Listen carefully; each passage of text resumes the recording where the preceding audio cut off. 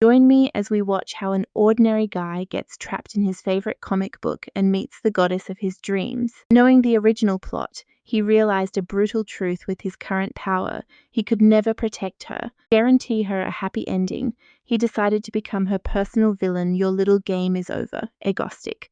You did well this time. No wonder I accepted you as my rival, though I don't need approval from trash like you. So you are the one who has been ruining my plans and standing in my way. Today is the last time we play. You have grown up and do not need this anymore. From now on, I won't appear before you again. Take care, Stardust. And right after saying those words, he threw himself off the rooftop. With an unreadable look on her face, she ran after him, completely unable to process what just happened. To make sense of all this, we have to rewind a few years. His name was Kim Dane. First glance, it seemed like any modern city, but it was completely different from the world he lived in. Villains cause daily terror, while superpowered heroes fly in to stop them. He soon realized he had reincarnated straight into the universe of his favorite comic book, Stardust, villain custom made just for her. Would call himself Egostic, and his first plan was hunting down other villains. Look, by using his past life's knowledge of the original storyline, he would eliminate future threats while they were still weak, before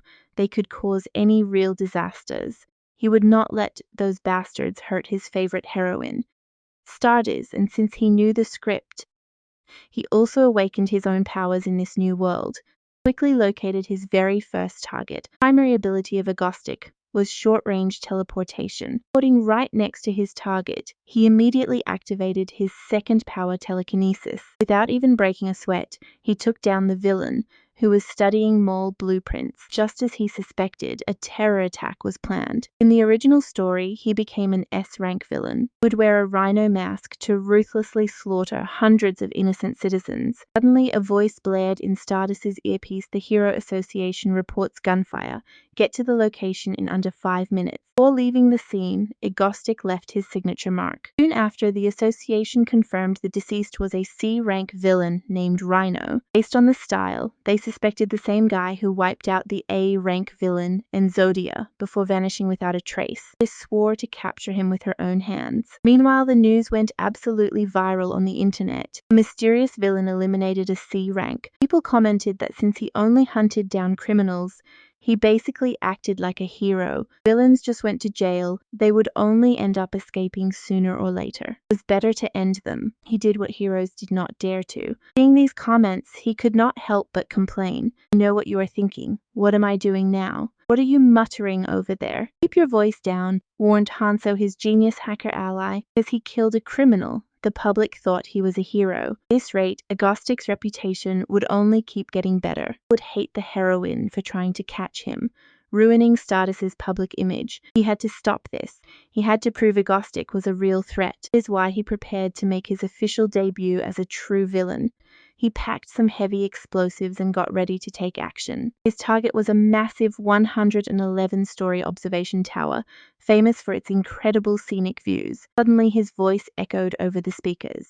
Hello everyone, I am Agostic, the one who took out Rhino and Enzodia. Won't waste your time with boring explanations. You all see this. Rigged this tower with bombs and just started a live stream. Games begin. There is a villain on stage. We need the heroine. Stardust, protector of this district. Get over here quick. He adjusted his cape, mask, and suit, incredibly excited to finally meet her face to face. This was no longer just a comic, but actual reality. And she was the ultimate heroine, Stardust. When he first arrived in this world, he prayed to God, begging to return home. Seeing Stardust made him realize he was in his favorite comic. Put out, maybe he could stand by her side. He read this story 1,000 times, so stay with me to find out what happens next. Want to see something crazy? Stick with me, because to protect his girl, this man had to choose the darkest path, become her personal villain, so nobody better make any sudden moves. Coordinate controls the live stream and has a remote detonator, so don't even think about using force. What do you think of this spectacular stage I designed especially for you? This was so incredibly furious, she called him insane,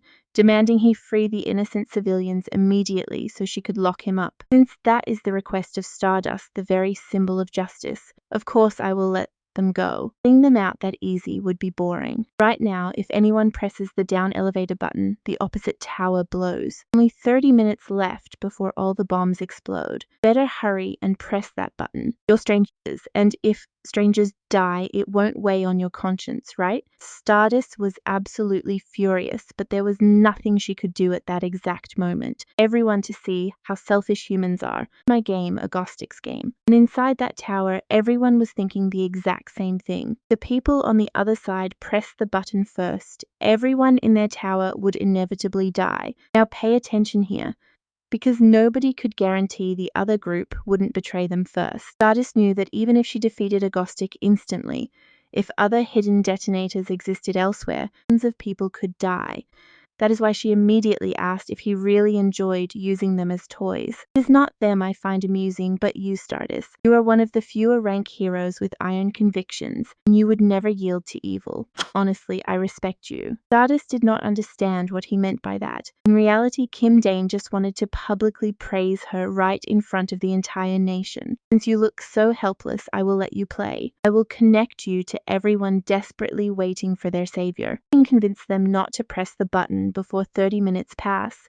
The bombs will not go off. Stardust asked why she should believe him, and Agostic replied that it was still better than doing absolutely nothing. With that, Kim Dane vanished from the spot, and immediately all the drones and cameras focused on Stardust. Stardust began addressing the crowd, telling them she was the A-rank hero, Stardust, and knew they all had goodness inside. And this was exactly what Kim Dane wanted. He wanted everyone to remember that the villain caused this terror. This is brilliant. Just had to shine, and he had already set the perfect stage. Stardust's speech deeply moved everyone, and in the end, none of the bombs exploded. Kim Dane seized the moment to appear again and deliver his classic dramatic villain exit speech. Those selfish humans did not press the button to save themselves.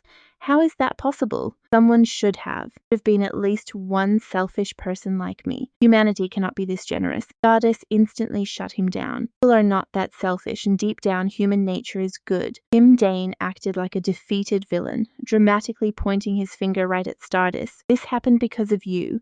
You were the link that bound them, but I will win next time, he vowed before she struck him. Kim Dane's body began to slowly fade away, taking one last look at those eyes filled with justice. Rescued civilians cheered for Stardust while Kim Dane secretly teleported away to another location. On arrival, he collapsed to the ground due to the brutal side effects of his teleportation. The damage to his body was directly proportional to the distance he had traveled. Looked like he would spend at least 2 days in bed. Suddenly, a voice complained, "Didn't I tell you not to wear that hat?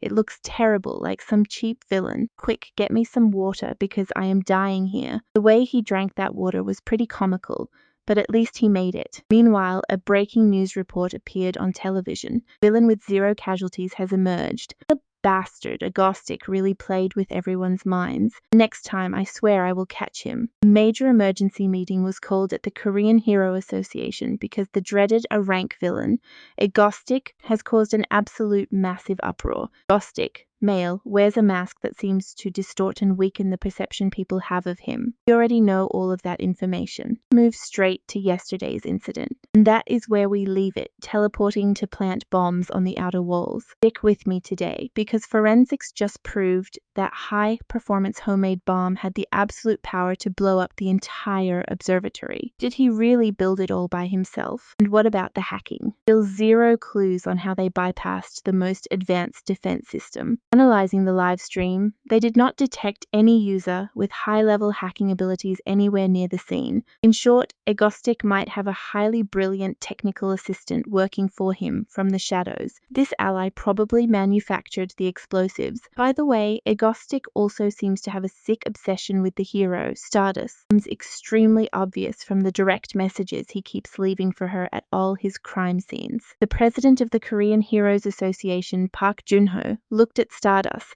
and asked if she saw him face to face, wanting her impressions. To Stardust, he was a total lunatic playing mind games, someone capable of planning large-scale terror attacks, without a doubt a true villain. Days later, we cut over to Kim Dane's room. Due to the side effects of his teleportation power, he was still lying there half dead, dying of thirst. He barely dragged himself up for water. "Brother, Did you drink straight from the bottle again? Kim Dane instantly denied it. Han So-in was the girl calling him that. Later on in the original comic, she is destined to become an S-rank villain and a genius hacker. That is exactly why Kim Dane kept her close. Hey brother, this is my house, so why are you acting like you own the place? Kim Dane replied that he already paid her living expenses. Han So-in was basically living in a basement. He reminded him again that when drinking water, his mouth shouldn't touch the bottle. Got it. Now pay close attention, because right at this exact second, something major happened that changed the entire playing field. Didn't you mention some girl named Lee Subin before? She is my top assistant candidate, the one active online. You said she looked like an agnostic superfan. Well, the TV news was showing her right at the crime scene. Agnostic copycats were taking hostages and committing crimes there. They had even planted bombs inside the building. Kim Dane thought she had been kidnapped, but the masked woman was actually Lee Subin herself. These fake agnostic followers refused to negotiate, claiming they only wanted to spread terror and death. The police already had 3 casualties, with 300 hostages trapped inside. The number 1 rule is to never kill innocent civilians, so we have to deal with them. Are you going to help me? She replied she'd decide after seeing how he performed. Outside the building, Stardust requested permission to enter, but her superiors strictly ordered her to hold her position. If she forced her way in, the criminals would kill everyone. For her, this was entirely Agnostic's fault. Previously, these types of crimes were only committed by regular villains with ordinary superpowers. Nobody had ever seen a villain combine powers, explosives, and hacking like this. Backing her into a corner, Agnostic gave other criminals ideas. He never imagined copycats would show up. The very next day, she received a last-minute report. Agnostic had actually showed up at the attack site and was broadcasting live on YouTube. I know what you're thinking, is this a trap? Just watch him stroll right into the building like he owns the place. The masked thugs cheered in excitement, shouting that their hero, Master Agnostic, had come in person to end those ignorant fools. Kim Dane's entire body was aching from the long-distance teleportation, and it was all their fault. At 3 o'clock, the guy standing right by the pillar has the detonator. Locking onto his target, he used telekinesis to slam him down. Thugs instantly realized the trick, screaming that this was not Agnostic, but a hero's watchdog pretending to be their boss. Right away, they aimed all of their weapons straight at him. After all, I don't need brainless followers. Kim Dane seized complete control of their weapons using his telekinesis, and he took them out one by one. Over on YouTube, the chat was bewildered. Wasn't Agnostic on their side?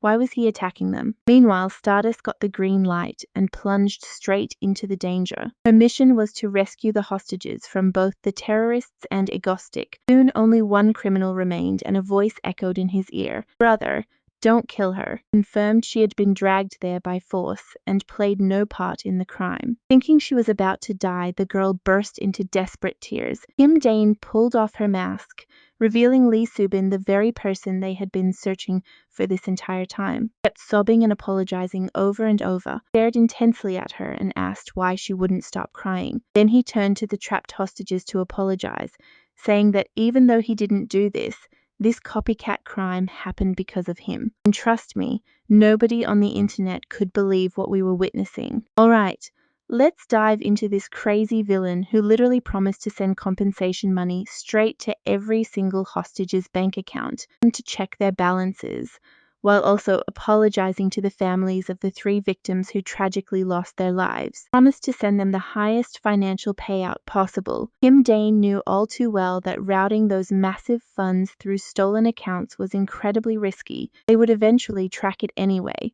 but at this point, he couldn't care less. Right then, Soon's voice suddenly echoed through his earpiece. Brother, take that girl with you. Hearing her, Kim Dane immediately slung the woman over his shoulder. The massive fatigue from his long-range teleportation was kicking in, and his body was hitting its absolute limit. Suddenly, with a massive crash, Stardust slammed onto the scene, absolutely determined to put an end to Agnostic. Lunged forward to strike, but missed because Kim Dane's legs gave out, and by the time she recovered, he had already teleported away. Shortly after, at a local university, students were buzzing about the news of how this villain actually reimbursed the victims.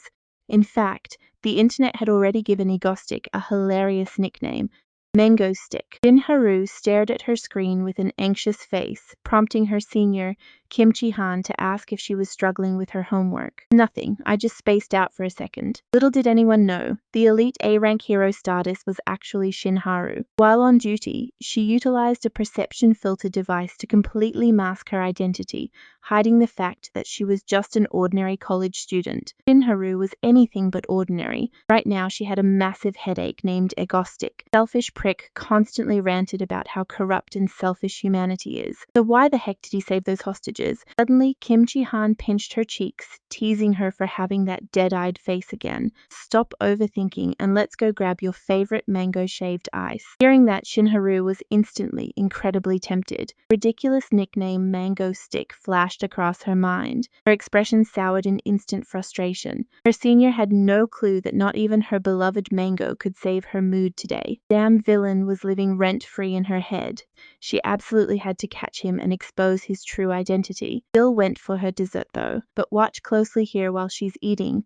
The scene shifts to a completely ordinary-looking house. Stepping past the main front door, there was a hidden secondary entrance tucked right next to the foyer. Opening up that secret second door revealed an elevator waiting with its doors already wide open. Punching the security passcode inside the cab sent them plunging dozens of floors deep underground. They arrived at Egostic's secret hideout, which he proudly claimed as his base, even though Soon scolded him for taking over her property. Soon, why draw lines between yours and mine? Yours is mine, and what's mine is yours, right? But as he got swept up in his excitement, he shifted his leg, sending a sharp agony through him that made him scream. The brutal toll of his travels. Soon snapped at him, demanding to know why he was being so dramatic over a simple double teleport. Literally doubles the strain. You know, the genius ability user. And if that wasn't why he recruited her, Kim Dane had to admit her recovery capsules were incredibly useful.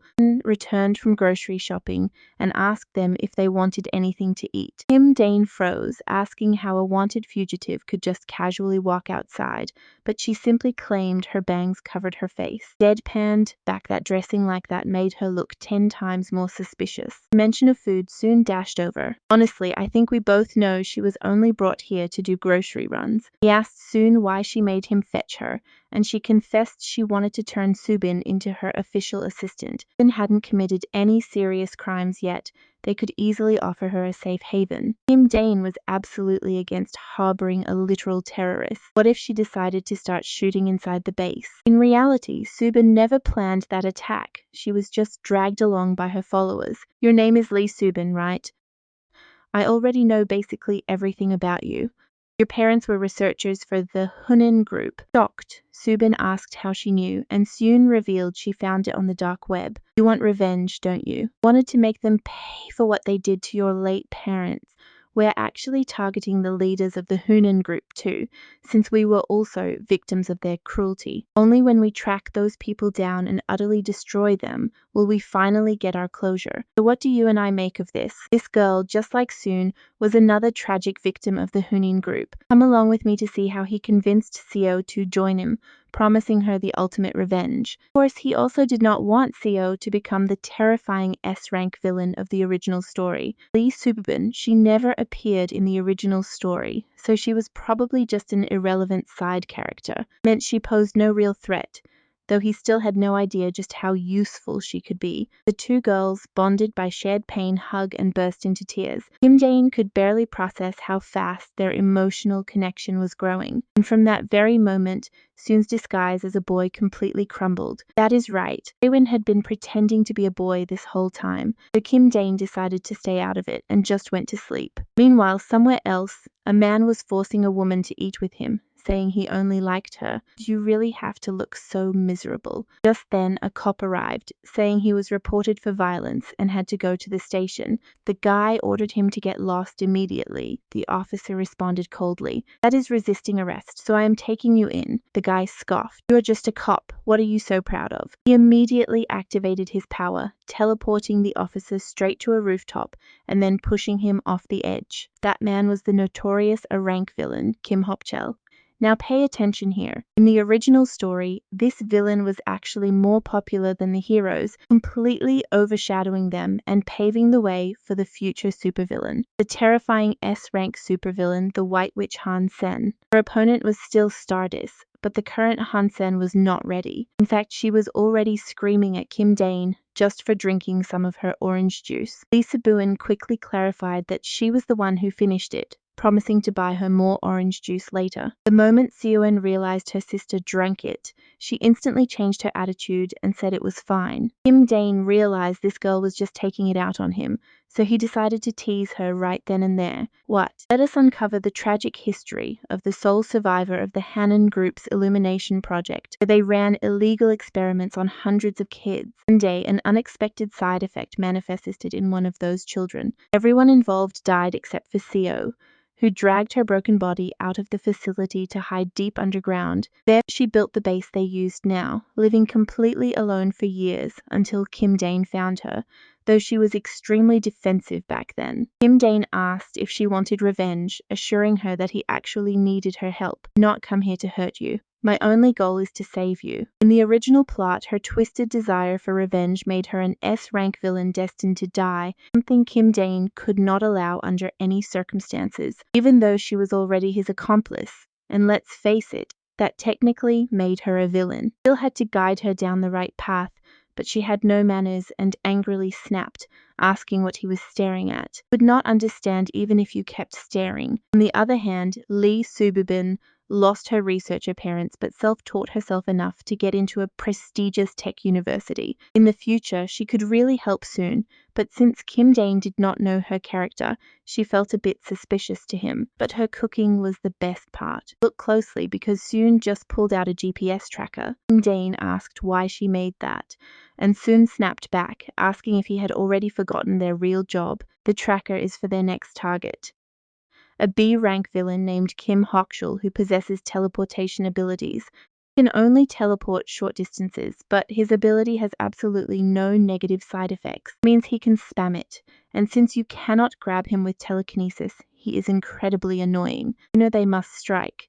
Though Kim Dane complained about the brutal physical and mental toll of teleporting, so she ignored his whining and told him to shut up and get to work. A bit later, Kim Dane arrived on the roof of the target building. Leo kept pressuring him to hurry, but Kim Dane worried if the target was inside, making her impatiently repeat the exact same thing. Honestly, watching him dodge bullets with teleportation is going to be completely wild. Get ready. The tracker will stick anyway because it is faster than a bullet. I know you are a humanities major, so you would not understand. Stop wasting time and get in. Kim Dane asked if it would not be much better to just take him out in the street. With a target who constantly teleports and never goes public, this is where it gets crazy. Stick with me to see this master plan. Everything to get this guy off his back, while Lee Subin backs Egostic up. Seo Yoon shyly wished him luck.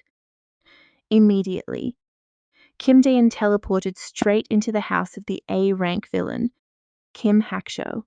Caught him right as he was drying his hair, and without hesitating, Dae-in shot him twice. Kim Hak-cho teleported away instantly. Dae-in asked if the tracker was working, and Subin checked the map, calling out his location. He is 500 meters to the east. Dae-in warped right after him, but ended up in a crowded public street. Immediately started whispering, wondering if it was the famous Egostic. Main character knew he was in deep trouble. Definitely not part of the plan. Someone was already live streaming, shouting that Egostic had popped up downtown. Meanwhile, over at the university, Shin Haru suddenly got the shocking news that Egostic was spotted in the city. Ordered to report to the association for immediate deployment, she slammed her desk and stood up abruptly. Remembering she was still in the middle of a class, she apologized quickly, but still rushed straight out. He needed to know what Egostic was planning this time. Meanwhile, Seo Yoon told Dae-in to look at the corner crosswalk.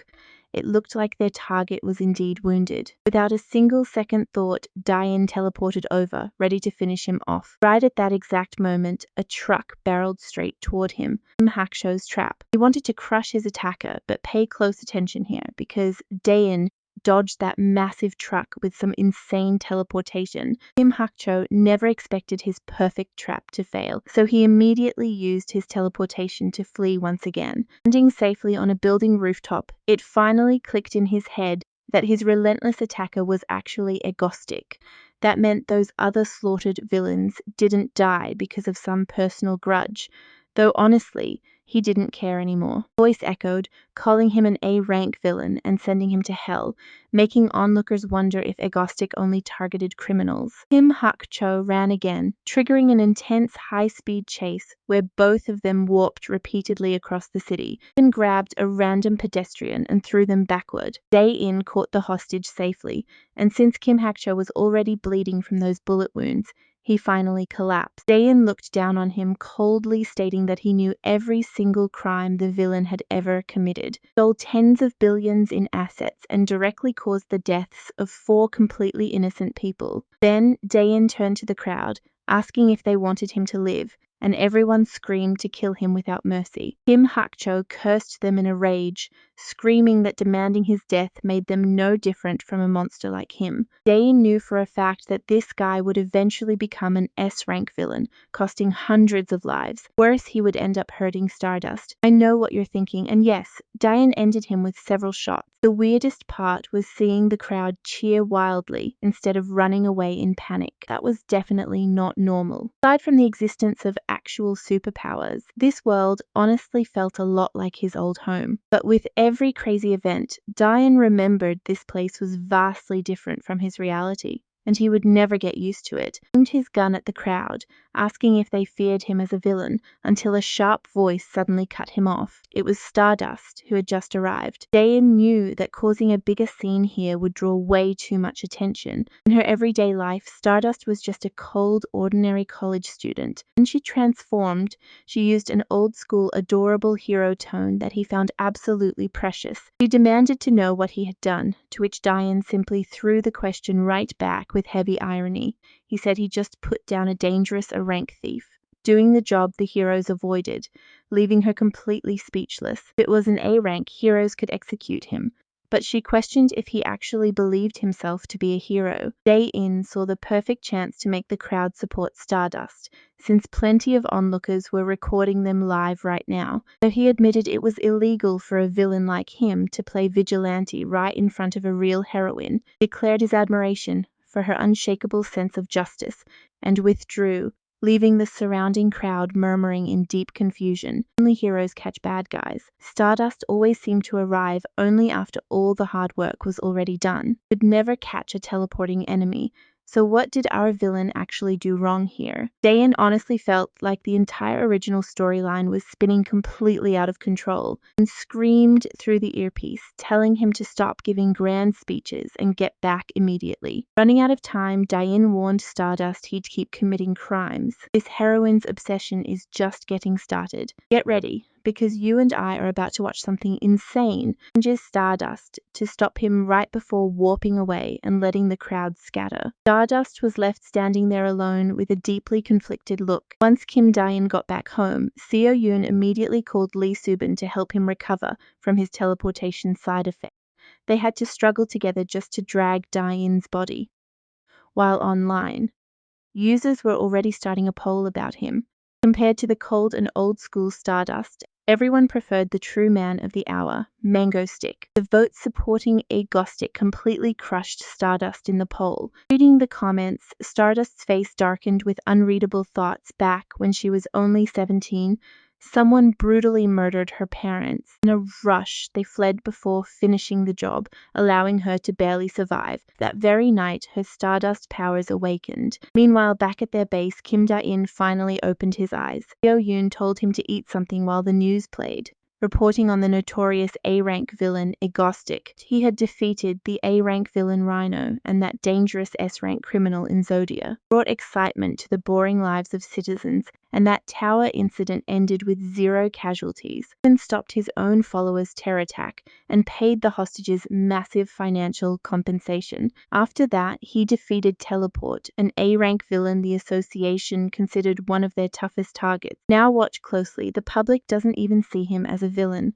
One post got 7,842 upvotes and only 12 downvotes. Many believed Agostic was far stronger than Stardust and that she was doing absolutely nothing useful. After all, Agostic had already captured at least 3 villains, while Stardust, an A-rank hero, had 0 major achievements. Both Shadow Walker and Frostblade saved dozens of innocent lives, and even hundreds of people. Compared to them, Stardust seemed useless, and now Egostic even had his own fan forum. Kim De-in couldn't understand these lunatics. Why on earth would anyone create a fan forum for a villain? Couldn't let this slide. He had to plan his next crime immediately. He had to show them who the real villain and hero were, and most importantly, boost Stardust's popularity sky high. Meanwhile, Shinharu was eating mango ice cream, but she couldn't stop thinking about all the harsh criticisms people threw at her. Did Stardust only show up after everything ended? With her strength, she could never catch a teleporting villain anyway. Unlike other heroes who only handed out light punishments, citizens preferred Agostic, who dealt with villains directly, didn't understand why they criticized her after she worked so hard. She patted her cheeks to snap out of it. Suddenly, her senior Kim Chae-im asked her what was wrong. She told Shinharu that the weather was beautiful and that she should take a break once in a while. Then she pulled out her phone to show her something interesting that had gone insanely viral online lately. It was Agostic's official forum, the Mango Crew. I know what you're thinking, but people are totally obsessed with him lately. Shinharu never imagined even Chae-im would support that guy. To make things worse, he was currently broadcasting live. Immediately a message arrived for Shinharu. Agostic had just mentioned her directly by her hero name. The association ordered her to report and head to the scene. Rue quickly said goodbye to her senior and rushed off. This time she would catch him no matter what. The stage was an abandoned railway track where Da-in was already streaming. Just as expected, the chat was going wild. Lately, he'd been getting thousands of messages from people claiming to worship him. Many said he wasn't a villain but a true hero, even founding his official fan club, the Mango Crew. Aren't you guys getting this all wrong? I'm a villain, and the train is about to arrive. Stardust, are you watching this? The chat filled with question marks until a very curious comment popped up, calling her out even at a time like this. Now that's true love. Rules of this game are incredibly simple. Will she choose to save a single person or 5? Or will she sacrifice the few for the greater good? Pull the lever. The people on the other track die. Try saving everyone at once and I'll blow up the train instantly. Only have one choice. Right in that tense second, Stardust finally arrived at the scene. For a moment, she was completely paralyzed. If she tried to rescue everyone together, the train passengers would be in grave danger. She had to find a way to save every single person, but the train was already hurtling toward them. The crowd thought saving 4 instead of 1 was obvious, but he knew her well. You'll want to see what happens next. Watch this with me. She decided to charge the train directly, ignoring that Lee Subabin was at the controls. Kim Dane totally overacted, screaming, "What on earth is Stardust doing? If she keeps this up, she will get crushed. Why is she trying to get herself killed?" In the comments, someone joked that he was a total tsundere. Stardust managed to slow the train, but the speed kept rising because a panicked Lee Subin had passed out at the controls. Until now, everything was going smoothly, except for the tiny detail that Shadow Walker only operated at night. Kim Dane would have been way more comfortable making his move in the dark. Planning this crime in broad daylight forced him to monitor way too many variables at once. Connecting all the pieces of his master plan, Kim Dane could not help but feel pretty proud. In the original story, Stardust got depressed after defeating villains, but grew stronger with each battle. Kim Dane had already taken care of eliminating those threats early for her. However, without a real crisis, she would never manage to awaken her true potential. That is why this train incident was the perfect stage he designed to train her. Of course, he had to play dumb in public and make everyone believe it was just a terrible accident, even though in reality every single second was coldly calculated. Stardust's core abilities were super strength and flight, but both were missing that final 2%. Of that tiny gap, she still could not cement herself as an A-rank hero. In theory, stopping this train was completely impossible for her. Look closely at this. Stardust's true power was not just limited to super strength and flight. Every single time she faced real danger, her power would explode on a massive scale. This is why Kim Dane trusted she would stop the speeding train. But out of nowhere, Subin completely passed out. No matter how much Kim Dane tried calling her, she did not respond. Completely ruined all his calculations. When a single hostage on the tracks died, the plan would fail and Stardust would fall hopelessly into despair. Just as Kim Dane ran completely out of options, Stardust energy suddenly exploded once again. Inches away from crushing the hostage, she stopped the massive machine with pure brute force. In that very moment, she shattered her tragic fate and avoided despair. Seeing her successfully stop the train, Kim Dane could not hold back and cheered, "Well done," though he instantly corrected himself to cover it up. He actually managed to stop that thing. I know what you are thinking, it did not go as planned,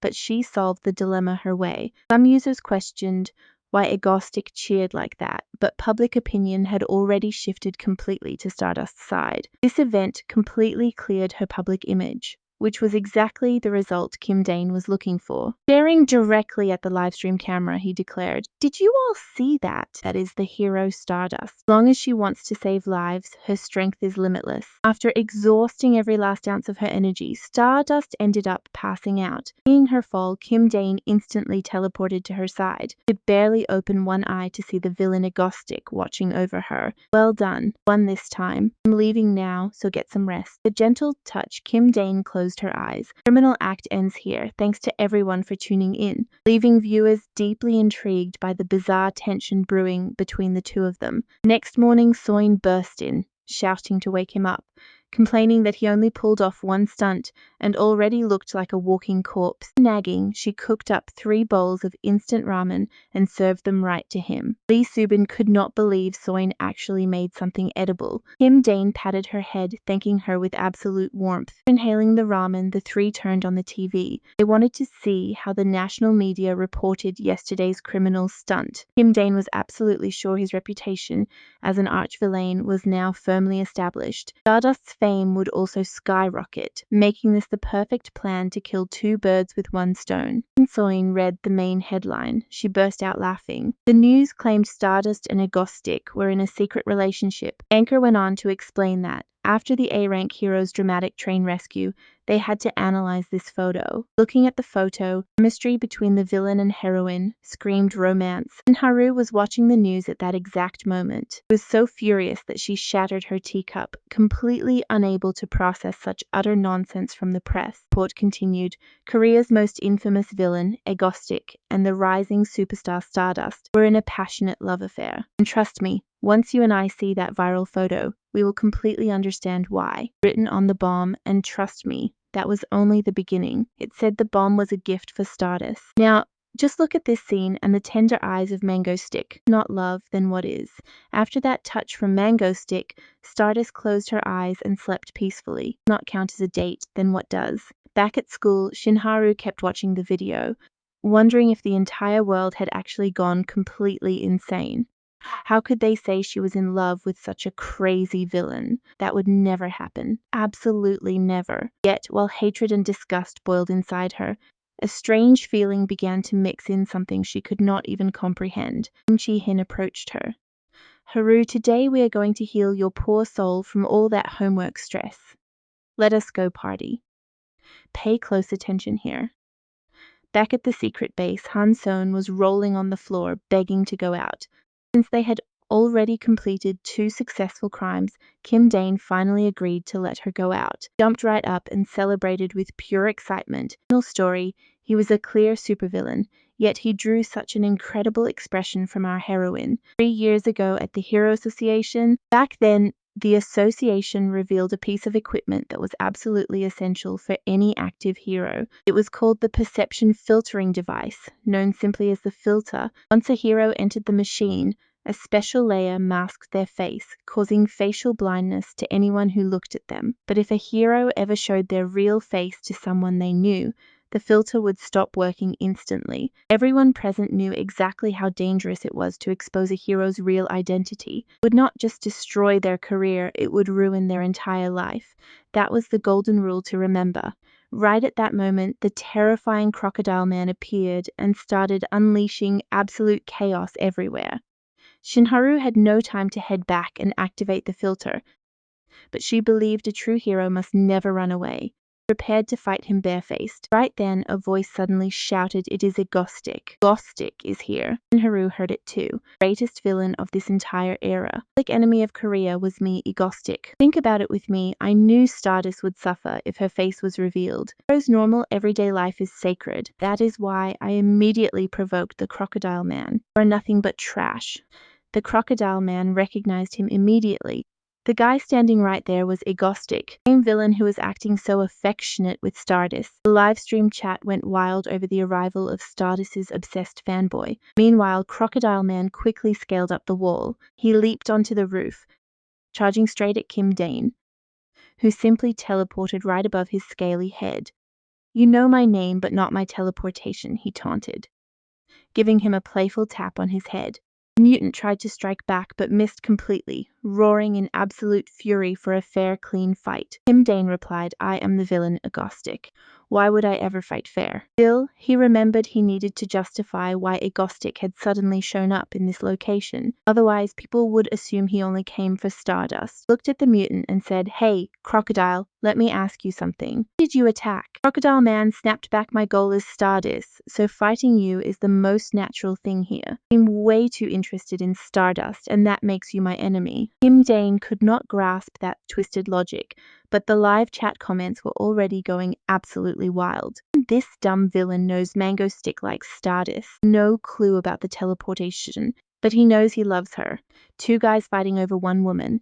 The Crocodile Man pointed at Egostic and roared, "You said you would kill me first." Kim Dane denied it instantly. When did I ever say such nonsense? The comments kept insisting that he did. "A crocodile messing around in my territory is dead meat today. Were those not your exact words?" Kim Dane panicked completely. To top it off, he did not mean that at all. Since when is this crocodile so good at debating? And the worst part, guys, is that everyone agrees with him. Seeing Egostic play dumb, the Crocodile Man roared furiously and began charging up a massive fireball in his mouth. Kim Dane knew what was coming. You and I know a weak move like that would never touch him. One touch from that beast meant instant death.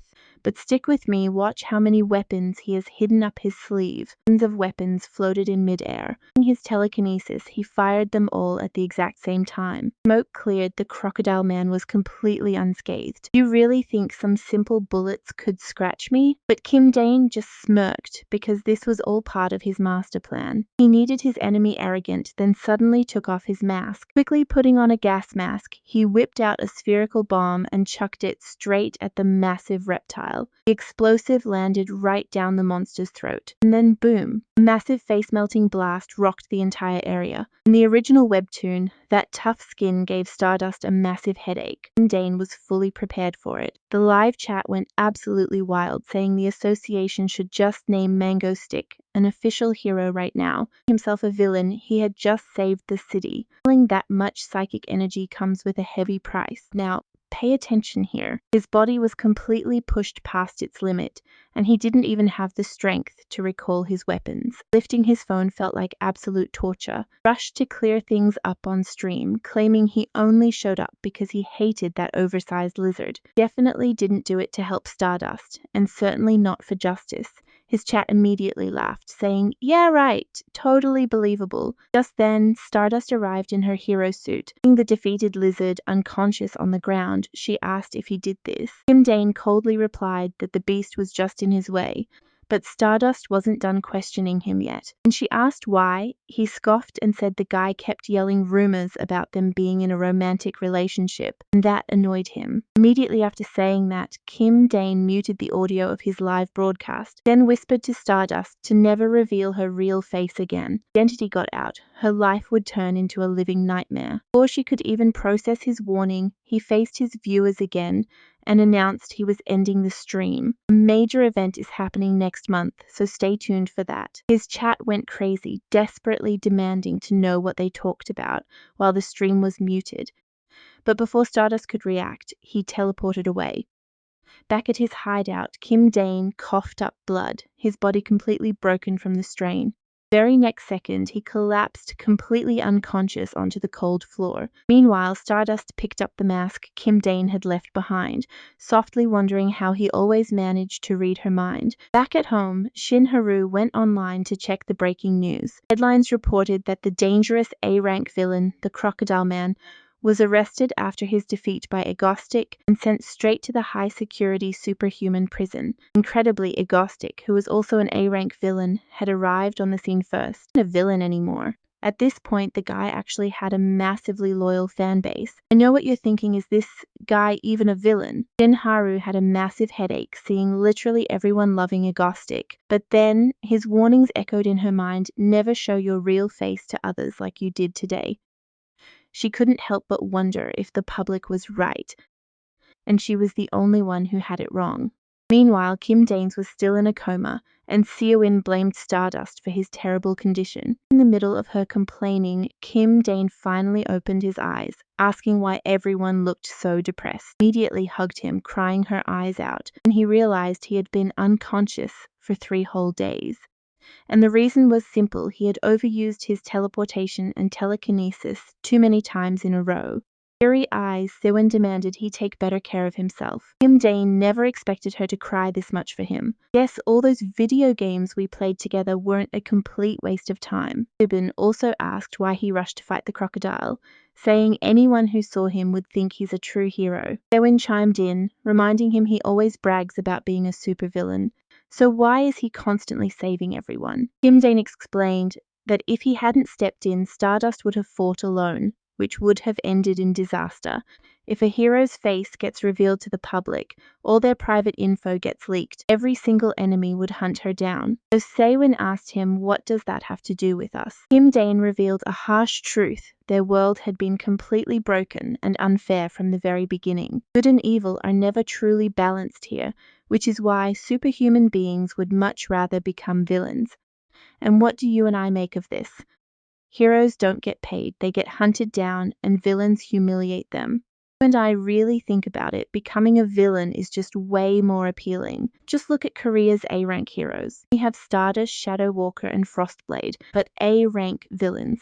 There are way too many to count. Hearing that, Seo-in couldn't help but mock him. So, are you going to hunt villains for the heroes? Wouldn't that make you some kind of dark hero? Then asked what any of this had to do with them. Kim Dae-in quickly argued it was no big deal, claiming he just cared about Korea's future. But she eyed him with pure suspicion, asking if he had a crush on Stardust. Don't tell me you are doing all of this just because you like that girl. Dae-in corrected her immediately. Hey, don't refer to her like that. Show some respect. Suddenly, the atmosphere got incredibly tense.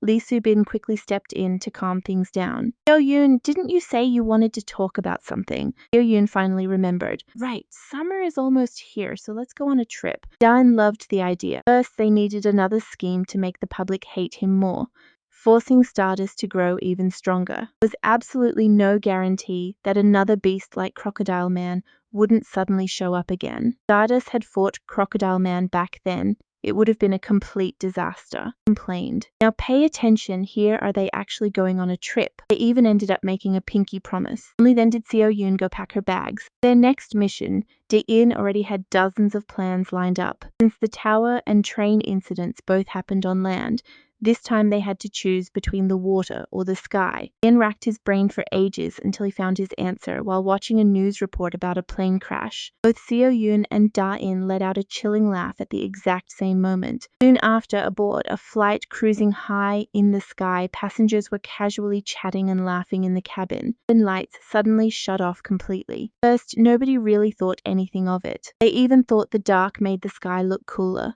adding a nice vibe. Right then, a voice echoed, "Hello, everyone. This is the ultimate trivia show at 25,000 feet in the air. Welcome to our live broadcast." Immediately started complaining to the flight attendant, but the broadcast just kept playing over the speakers. There is a bomb rigged on this plane right now. The moment those words hit, total panic erupted everywhere. Bet you didn't see that coming. Is on, and back at the association, Stardust gets the emergency hijack news. The president warned her that even if she went now, there was no guarantee she could stop the disaster. Stardust slammed the table in absolute rage. The president of the association really allowed to spout such utter nonsense. I'm going right now. The president tried to argue he wasn't stopping her when a lazy voice chimed in. What an exhausting day. The person stepping into the room was none other than the A-rank hero, Shadow Walker. He told the president that he needed to sleep the moment they reached the airport, since he couldn't fight like this. The president advised them not to push themselves too hard, reminding them that they simply couldn't save every single person. Flashing across town, they reached the airport instantly, but the sight waiting for them made their blood run completely cold. On Earth are we supposed to stop that? The passenger plane, engulfed in flames, was plunging straight from the clouds. For Diane, acting as a personal trainer villain for a hero, helping her level up was absolutely crucial. Years ago, during a certain hero's debut, a group of villains gathered in one place. Among them was even an S-rank villain named Thousand Mellors, and the one who showed up alone was the A-rank hero, Shadow Walker, whose skill let him turn into a mysterious liquid at night. Not only did he move with insane speed, but his strikes were absolutely devastating. He was invincible at night, but a useless joke during the day. Meanwhile, Egostick already knew that Stardust had arrived on scene, announced it was time to move on to the highly anticipated final round of questions. 30 minutes earlier, the high-altitude game had officially kicked off, and he laid out the rules. Everyone turn on your phones and disable airplane mode. You should have just received a text with 10 questions in total. If someone gets every single answer right, the bomb is defused. If nobody manages to, you are all doomed. Send your correct answers directly to this number. Starting right now, looking at anyone else's screen is strictly forbidden. Make even the slightest sound and you are disqualified. 1. How many people fit into a Titanic lifeboat? And just like that, guys, for making one tiny sound, she was instantly eliminated from the game. Today we are watching how they eliminate the guy next to him, leaving the chat completely horrified. And who here said Agostic was a hero? Well, we finally have the answer to that major first question. There were 9 people because in Korean, the number 9 sounds exactly like the word rescue. Seo Yoon realized Diane was loving this twisted game. Minutes ticked by, people kept falling without end. The game reached the final round with just one survivor left, right as Stardust was about to reach the scene. Agostic announced, "Before we start this long-awaited final round, I would like to ask you a quick question first. Your answer will decide everyone's life here. Kim Dukbae of Bombay Dong, you are our last contestant. How do you feel?" Kim Dukbae answered with complete seriousness, saying he felt an overwhelming weight of responsibility resting on his shoulders. Agostic had already warned them not to make any sound. So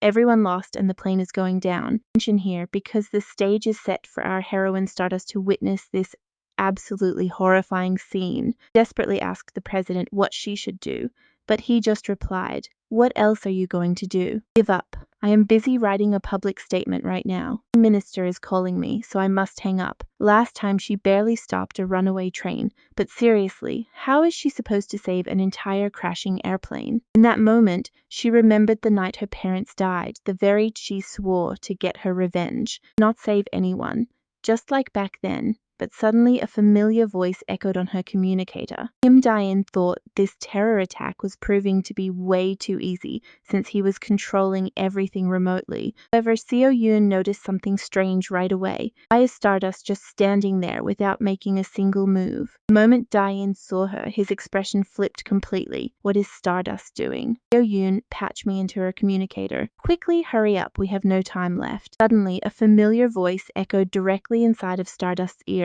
"Hey there, Agostic speaking." Stardust instantly lashed out, calling him trash, but Da-in did not even flinch. "I'm just curious. Why do you want to save them? The plane is crashing, so why sit there doing nothing?" Stardust furiously screamed back, "You are the one crashing this plane. Why are you asking me to stop it? Who else is going to do it? If that metal hunk crashes, every passenger will turn to dust." Stardust grit her teeth in rage, asking, "Is this your plan? Are you trying to force me to die right here?" "I know what you are thinking, but Diane tells her with total faith you can do this. Fly up and save them. If it is you, you can succeed because that is who you are, Stardust." She had no clue what this maniac wanted, and continued, "How could I want to kill you? Without you, I would just be a generic, forgettable villain who made me who I am today." Hearing those words, Stardust froze in her tracks, completely stunned for a second. She suspected Egostic was planning something dirty under the cover of this chaos. But this time she decided to go along with it, launching herself straight toward the plummeting airplane. Just watch them die. The guilt would haunt her forever. And Dayan knew exactly that she would save them. The final contestant, Kim Duck-bae, struck down, believing he killed everyone because he failed to focus just a bit more at the end. Suddenly, the plane started slowing down because Stardust was holding it up from below with her insane physical strength. Thanks to the crew, the passengers landed safely. Only then did they realize their savior had been Stardust all along and had protected everyone. In the end, Stardust quietly whispered a single name under her breath: Egostic. The plane crash shocked the entire world. The kind of being was the great hero Stardust, really. Many nations had to admit that when it came to heroes, Korea was on an absolute next level tier. In fact, even combining heroes from several different nations, they could not match the sheer power of Korea. News reports stated that yesterday, the rank of villain Egostic took remote control of a plane, causing it to crash. Fortunately, they rescued all passengers unharmed. The one who stopped the fast-falling plane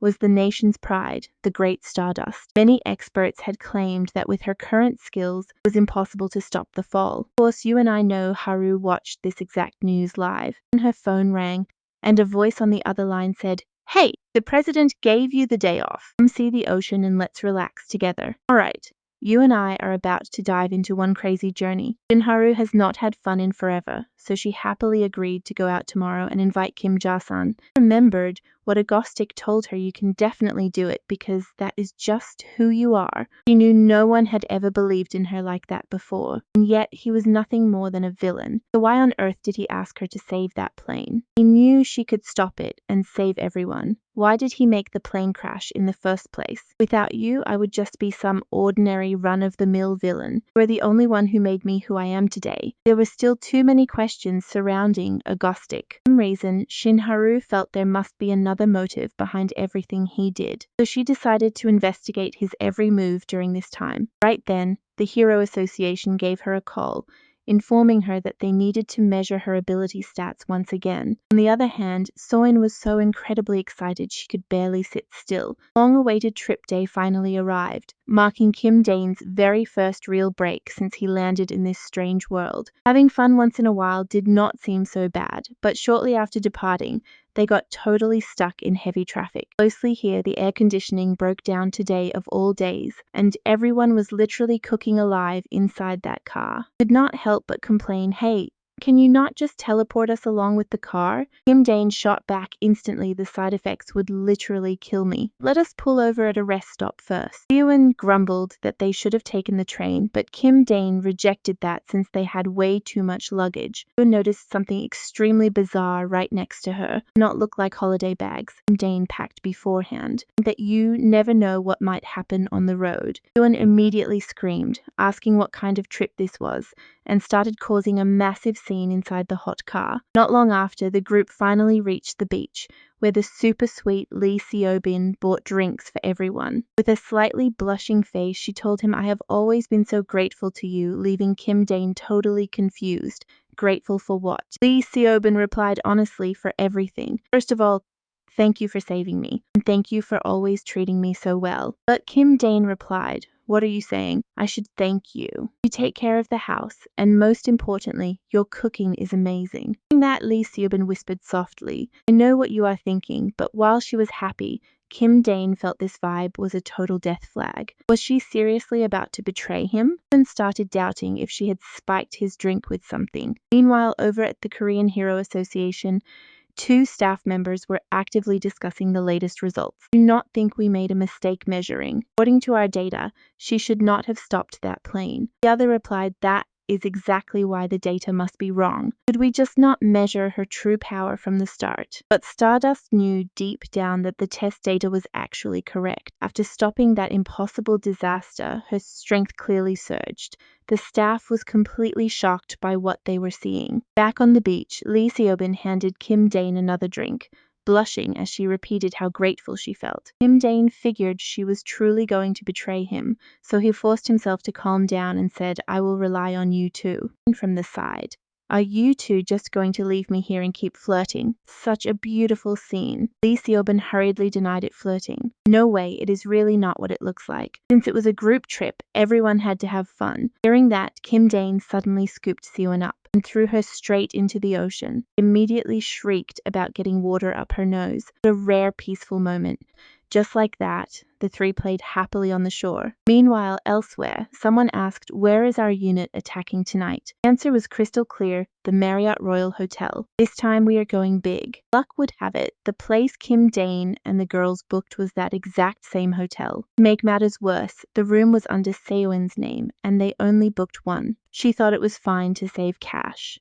Plus, there was a giant bed, so wouldn't it be easier if they all just slept together? Lee Seobin said it had been ages since 3 people slept together, so it sounded fine. Kim Dane warned her, "Don't phrase it like that. 3 of us have literally never slept together before." Kim Dane kept telling himself nothing would go wrong. And as you and I probably guessed, things went totally sideways when the door got kicked wide open. Kim Dane immediately activated his telekinesis, knocking out both intruders. He was absolutely furious. What on earth is wrong with these people? You and I are about to watch our main character open the door to find masked thugs attacking hotel guests. Kim Dane was utterly speechless. Seriously, a terrorist attack during their vacation. Talk about having the absolute worst luck ever. Every time they traveled, chaos followed. Worst of all, these idiots dared to attack at night, right under the nose of Shadow Walker. Checking his phone, he discovered that the A-rank hero, Shadow Walker, just been found unconscious in Incheon. Right then, Seo Yoon woke up from the noise and asked what was going on. He quickly explained that hotel was under siege. Honestly, by now, Seo Yoon was way too used to this kind of crazy drama. Told her to wake up Subin and wait in the room while he rushed down to the parking garage. He never thought his vacation would ruin like this. He immediately teleported outside, knowing they would never leave if he didn't handle it himself. He never expected to use his emergency spare mask so soon. A cold, menacing smile spread across Dane's face. He wanted to see which bastard dared ruin his break, then teleported back to give noise-cancelling headphones to Seo Yoon and Subin. It was showtime. Seo Yoon could only watch in utter confusion at the massive, creepy grin plastered on her brother's face. Most of the guests were already cornered. Leading this brutal raid was none other than the dangerous A-rank villain, Monkey Spanner. Now pay attention here, because this crazy villain orders his men to contact the Hero Association using hundreds of hostages. If they did not transfer the ransom money immediately, he would execute every single hostage. But suddenly, a cold voice echoed through the room. "Boring terrorist act ends today," as Dane activated his telekinesis. In the blink of an eye, he completely disarmed the thugs and slammed them all to the ground. While the hostages panicked, that single massive move drained all the telekinetic energy he had saved up for months. Instantly launched another strike at Monkey Spanner, but the villain dodged and could only sneer at him with total disgust. "You brought these pathetic trash minions to pull off a heist." Livid, Monkey Spanner pulled his gun and fired with a loud bang. The bullet ripped right into Dane's stomach. Straining through the agonizing pain, he mocked, "You only had one shot, is that it?" But his condition was critical. One wrong move, and he would bleed out and die right there in a matter of minutes. Every single survival instinct screamed at him to run away immediately. Monkey Spanner only wanted to exploit Shadow Walker's absence to steal a fortune and make a quick getaway, but he suddenly suspected the man before him was the infamous Egostic. Was he on his hit list? Hiding out in this hotel.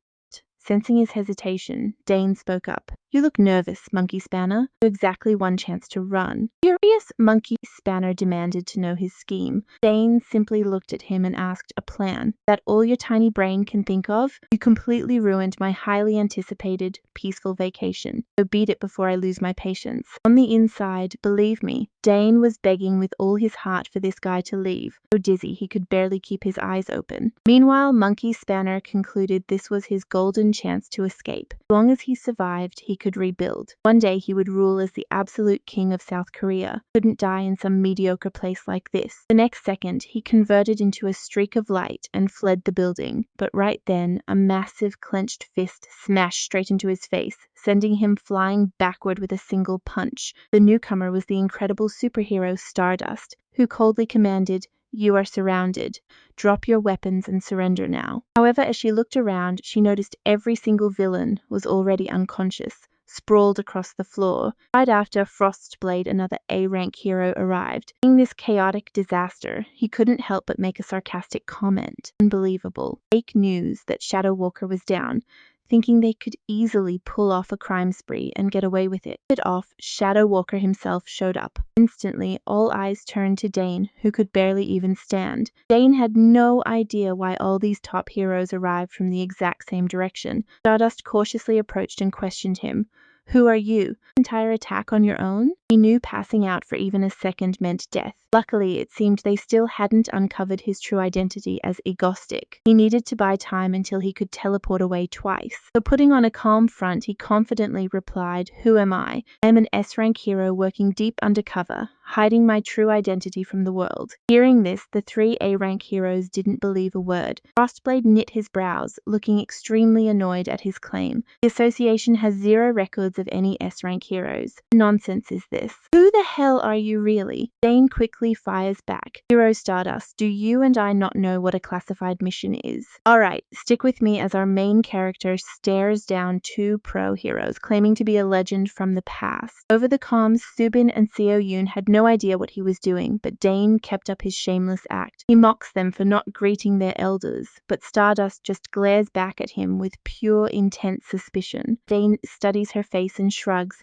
acting like she obviously can't comprehend the grand words of a legend. "Fine, I will tell you. I'm close. I am." And right then, he spots a kid wearing fruit-themed clothes. No other choice, Dane blurts out that he is the great hero, Apple Mango. Immediately, the crowd starts whispering about how absolutely ridiculous and stupid that fake name sounds. Frostblade calls the association president, who confirms there is no Apple Mango, and immediately pressures him again. "No hero exists with that name. Who are you?" Dane keeps playing along, calling them rude brats. "Know your president's real name was Park Mansion, but he changed it because it sounded too ugly. Go verify it if you doubt me." And freezes on the spot after hearing that massive secret. Pay close attention here because even Dane never expected his random game knowledge to save his life today. Still denies knowing him. Someone in the crowd speaks up. "Heroes, that masked guy just beat all the villains here. No matter who he is." Dane is practically crying tears of joy. He can just stall for a bit more energy, he can escape. The man keeps talking, adding that he saw him controlling floating weapons to defeat the bad guys. "I think he is that guy from TV, Ego something." Hearing those words, Stardust stares directly at Dane. Dane desperately prays in his mind for the guy to shut up, but Stardust narrows her eyes. "No wonder you seemed suspicious from the start. We'll capture you first, then confirm your identity." Inside his head, Dane frantically begs the universe for just a little more time.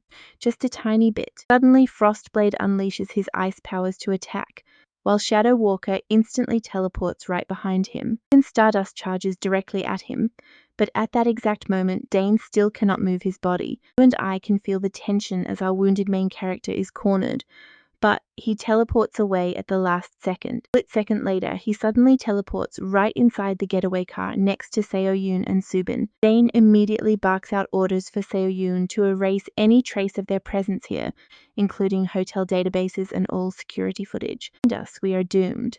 With that, he passes out. Going to a real hospital means instant capture, so they must rush back to their secret base immediately. While driving, Subin yells at Seo Yoon to grab the medical kit and give Dane emergency first aid. Seo Yoon is in absolute panic since she has never had to handle a critical emergency like this before. Subin just screams at her to hurry up, because they need to escape the area right now. He complains that villains are ruining his only day off from hero duty. Shadow Walker leaves to get some sleep, while Chae-hyun sits there, blaming herself for everything that happened.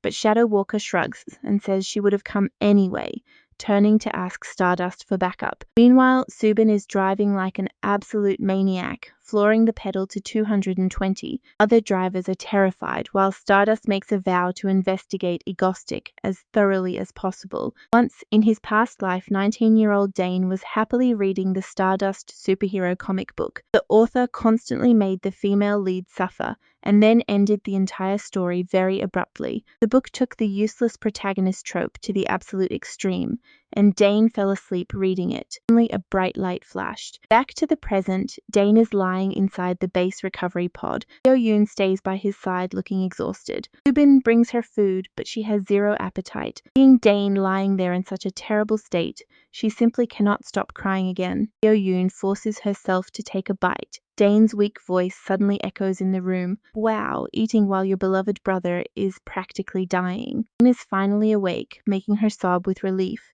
They dive right into another round of funny bickering and playful, frustrated punches. And that is where we leave it, with the entire internet debating if a victimless crime is actually a crime. Trust me, you're going to love this. Shinharu knew that without Egostic's call, pushing her to take that leap, he never could have stopped that catastrophe. It was as if he already knew her power had spiked massively. But how did he know? Maybe it was just a coincidence, but her new strength was real. And there was another suspicious detail. Almost every villain Egostic took out possessed abilities that could cause massive disasters down the line. No matter how you looked at it, Egostic wasn't a hero, but he wasn't just some evil villain either, definitely playing a much bigger game. In his next move, she had to expose his true identity, real motive behind all of Egostic's terror attacks. He even knew the association president's real name wasn't Park Junho, but actually Park Min-chan. Was Egostic a former S-rank hero who went rogue after clashing with the association? While the three ate, Seo-yoon read the online rumors aloud. Theory of Egostic clashing with the hero association was spreading fast, and hearing this only pained Kim Dane. Then Lee Subin told Seo-yoon to stop bothering him for the time being. She asked Dane, "What do you plan to do now?" Screaming, "You're a villain while planning more criminal operations, and you're absolute wreck of a body. Really think you can pull it off?" Dane explained that he needed at least a 3-month break. Hearing that, Seo-yoon and Subin finally relaxed. Dane said, "I'll lay low for a bit. Once I drop off the radar, public interest will naturally die down." Now, pay attention here. This is where we recruit a new member with a healing ability that's completely unique to this world. Left alone, she'd eventually become a world-breaking villain. Since he didn't want to kill her, he absolutely had to recruit her. 3 months later, a brand new villain appeared out of nowhere, and Stardust immediately geared up for action. First question was whether it was Egostic, but the answer was no. The new villain went by Low Point. No one knew what Egostic had been doing for 3 months, while Dane watched the fight cheering, "Go Stardust. Give it your all." Without a doubt, that new villain Low Point took an absolute beating. With her power boosted, Stardust was unstoppable. Seo-yoon stared at him and asked, "Does this really amuse you so much? We have actual work to do. I can't stand seeing you act like an obsessed Stardust fanboy every single day." Dane immediately played dumb, but Seo-yoon coldly called him out Kim Dane, the leader of Stardust fan club. "Think I wouldn't find out? I'm an elite hacker." He quickly clarified it was just a tiny hobby. Now their next big mission was about to begin a major operation to recruit a crucial new member. Meanwhile, in another part of town, pedestrians walked peacefully until a young girl intentionally bumped into one of them, slightly apologized on the outside, but she had already swiped his wallet without him noticing a thing, and a shady group was watching her closely. Just then, her 13-year-old little brother, Chae-yoon, came running over. Seeing her brother was hurt, she used her ability to heal him instantly before telling him gently to head home first. "I'll buy you something delicious. You and I see a sweet girl here, but this is Lee Hae-yul, the future villain, Villain X." When she got home, some thugs were waiting. The leader sneered, saying he knew exactly this would happen. This group was the notorious Swamp Dogs gang. Hadn't they already warned her about this plain and clear? "Steal on our turf and hide it, and you die." Hae-yul demanded they release her brother, but the thug just mocked her. "Seems your sister still doesn't know her place. Today we're going to show her just how helpless she really is." As he spoke, he prepared to plunge the knife, but in a split second, a powerful impact sent the weapon flying. The other thugs dropped one by one from invisible strikes. Suddenly, over a dozen weapons were pointing right at them. Hae-yul seized the chance to rescue her brother. Today was the 17th, and to make things worse, it was a Friday. According to the original story, Today was the tragic day her little brother, Chae-yoon, would die at these gangsters' hands. Losing him would drive Hae-yul completely insane, turning her into a villain. Dane had been a second late. Tragedy would have struck. Hae-yul realized someone else had just arrived and quickly shielded her little brother behind her back. Dane said, "Hey Chae-yoon, I came for you guys. Why would a villain come for us? You're a feared criminal, aren't you?" And Dane replied, "Why else? Came to rescue you from danger, isn't it obvious? Be a major hassle if anyone else showed up. To go with him. He's a dangerous villain, so what do you and I think happens next?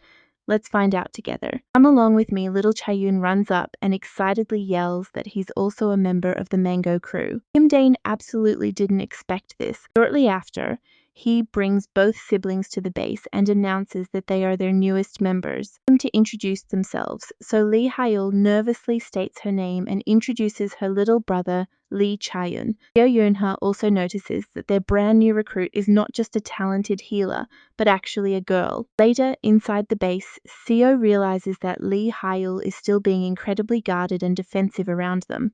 She looked exactly like herself when she first met the boss. Suddenly, she spots Kim Dane drinking straight from the bottle again. Immediately snaps at him, shouting that she already told him never to drink straight from the container. Quickly clarifies that it is his mango juice and that hers is chilling inside the refrigerator. Things down, Kim Dane asks Seo and Subin to step outside so he can speak with Hae-yul alone. Before leaving, Seo playfully sticks her tongue out at him. In an instant, only Kim Dane and the siblings remain in the room. Attention to this twist, because Dane cuts straight to the chase and asks if she fled after killing her orphanage director. That awful guy abused both of them. Because of that, Dane didn't find her by chance. He had it planned all along. He came with a clear motive. He wants them to live happily and comfortably, but not in this cold underground shelter. Turns out, he already set up a portal, and they will soon be moving into a massive residence. Live there together, and both can attend school. Hale simply cannot comprehend why this man is being so kind to her. They barely even know each other. But Dane explains he does all this because he has a little sister her age. Dane excitedly cuts in, mentioning he has watched all of the Mango crew's criminal heists more than once. Dane smiles and invites them to live together, promising it will be super fun and that they aren't bad people. Then he leads them toward the portal. Even though Hae-yul remains suspicious, her little brother has already crossed over enthusiastically, leaving her with no choice but to follow. Once there, Dane asks her if she likes the place, because this is going to be their new permanent home. Ryan looks thrilled. We'll sleep on the 3rd floor, and Dane prepared 2 private rooms on the 2nd floor for them to settle in. Didn't worry about school, and luckily for them, he is absolutely filthy rich. Still cannot decide. He offers to let her stay for a few days to think, completely free to leave whenever. Remembers the gangsters who were hunting her down and realizes that she really has nowhere else to go anyway, since her little brother loves this place too. She finally accepts. Dane smiles warmly, welcoming her to their new home. I know what you're thinking, mission accomplished with the healer,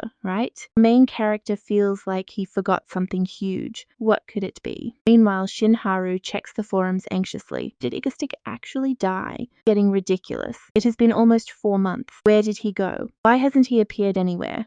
She just wants him to return soon. Did he actually retire? Haru would give anything to discover Igastick's current whereabouts and whatever scheme he is cooking up. Meanwhile, in a hidden laboratory, they plan for Dr. Kim Sun-woo to witness the completion of his grand project once he is released. When that fateful day arrives, all of Korea will kneel before the Hanyun group. Absolutely nobody will be able to stop them. Several mad scientists burst into sinister laughter. On another note, we see Hae-yul and Subin peacefully cooking together in the kitchen. Hae-yul knows perfectly well that Subin is the girl who was once kidnapped by the terrifying villain, Igastick. 4 months have already passed since then, and contrary to the horrible rumors, Subin is now living extremely happily. Dane, the actual mastermind behind the villain persona, even moved them into this beautiful house with amazing natural lighting, though he cannot help but complain about why Seo still insists on going down to the underground basement to sleep, especially since she used to so proudly call that dark place the ego base. Hae-yul understands that her duty here is to use her healing powers if Dane ever returns severely injured from his secret missions. They need to prepare. because the dark disaster brewed by the Hanyun group is drawing near. Right then, Seo suddenly bursts in. So this is where you were hiding. Let's plan a crime right now. I'm literally dying of boredom. Dane knows the key moment has finally arrived, so he decides to assemble the entire group. Bill asks in confusion why they must commit illegal acts, leaving the three completely speechless with that unexpectedly logical question. They need to give her a convincing answer. Seo presses him, calling him old to make him get to the point, which freezes Dane when he realizes she stopped calling him brother. And that's where we leave it. Dane looks at Hyul and reminds her that as villains, they obviously have to commit crimes. Listen closely, we are about to see how his plans never hurt innocent people. Keep up Agostic's reputation, they put on a show, set up impossible choices, or even fight Stardust, basically stage terrorist acts that end up helping her. Their new operation was named Bridge Collapse, because a giant monster would appear in Yoido this winter. Right after that, the beast would head north to wipe out the entire peninsula. But if they destroyed the bridge and ran their criminal scheme, the monster would fall straight into the water. Weakness was water, so falling in meant instant death. That way, they could execute a villainous plot and eliminate a real threat at the same time. Two birds with one stone. Couldn't understand how Kim Dane got such valuable information. Kim Dane mysteriously replied it was a trade secret. This time, they would defeat the threat by faking a massive crime. Look with me, it doesn't seem to be Stardust's fault either. Seeing that, Sewin cheered up instantly and asked what style they would use for this major heist. Kim Dane replied they would use money. Soon after, the live stream started and the comment section exploded with excitement.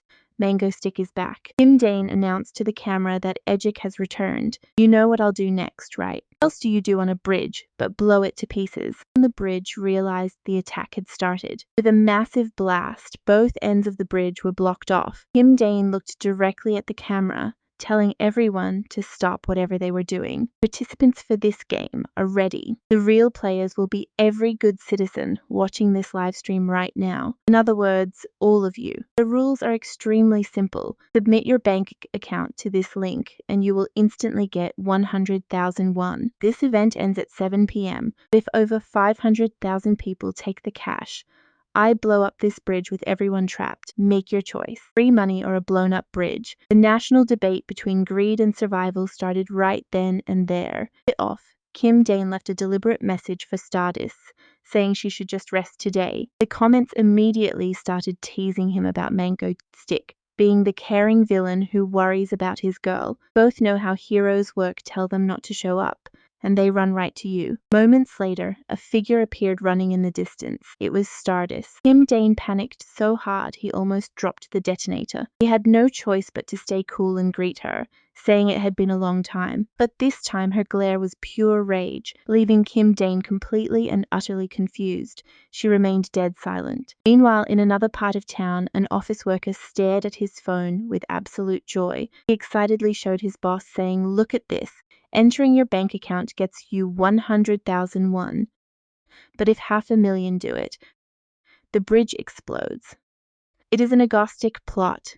Boss frowned, doubting anyone would actually do that, but the employee admitted he already took the money. Boss immediately scolded him, asking how he could do something so incredibly foolish. Quickly apologized, admitting he did it the second he found out. A minute later, the employee praised his boss's acting skills. Outside, people were even calling their mothers to ask for their bank details under the pretense of sending them cash. And much to their shock, the money actually transferred. On the bridge, Kim Dane did not expect such coldness, and Stardust's intense stare made him highly nervous. Was she waiting for him to destroy the bridge before attacking?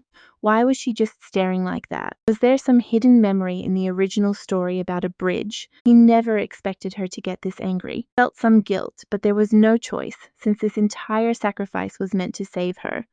If the dark disaster appeared like it did in the original timeline, the current Stardust stood absolutely no chance.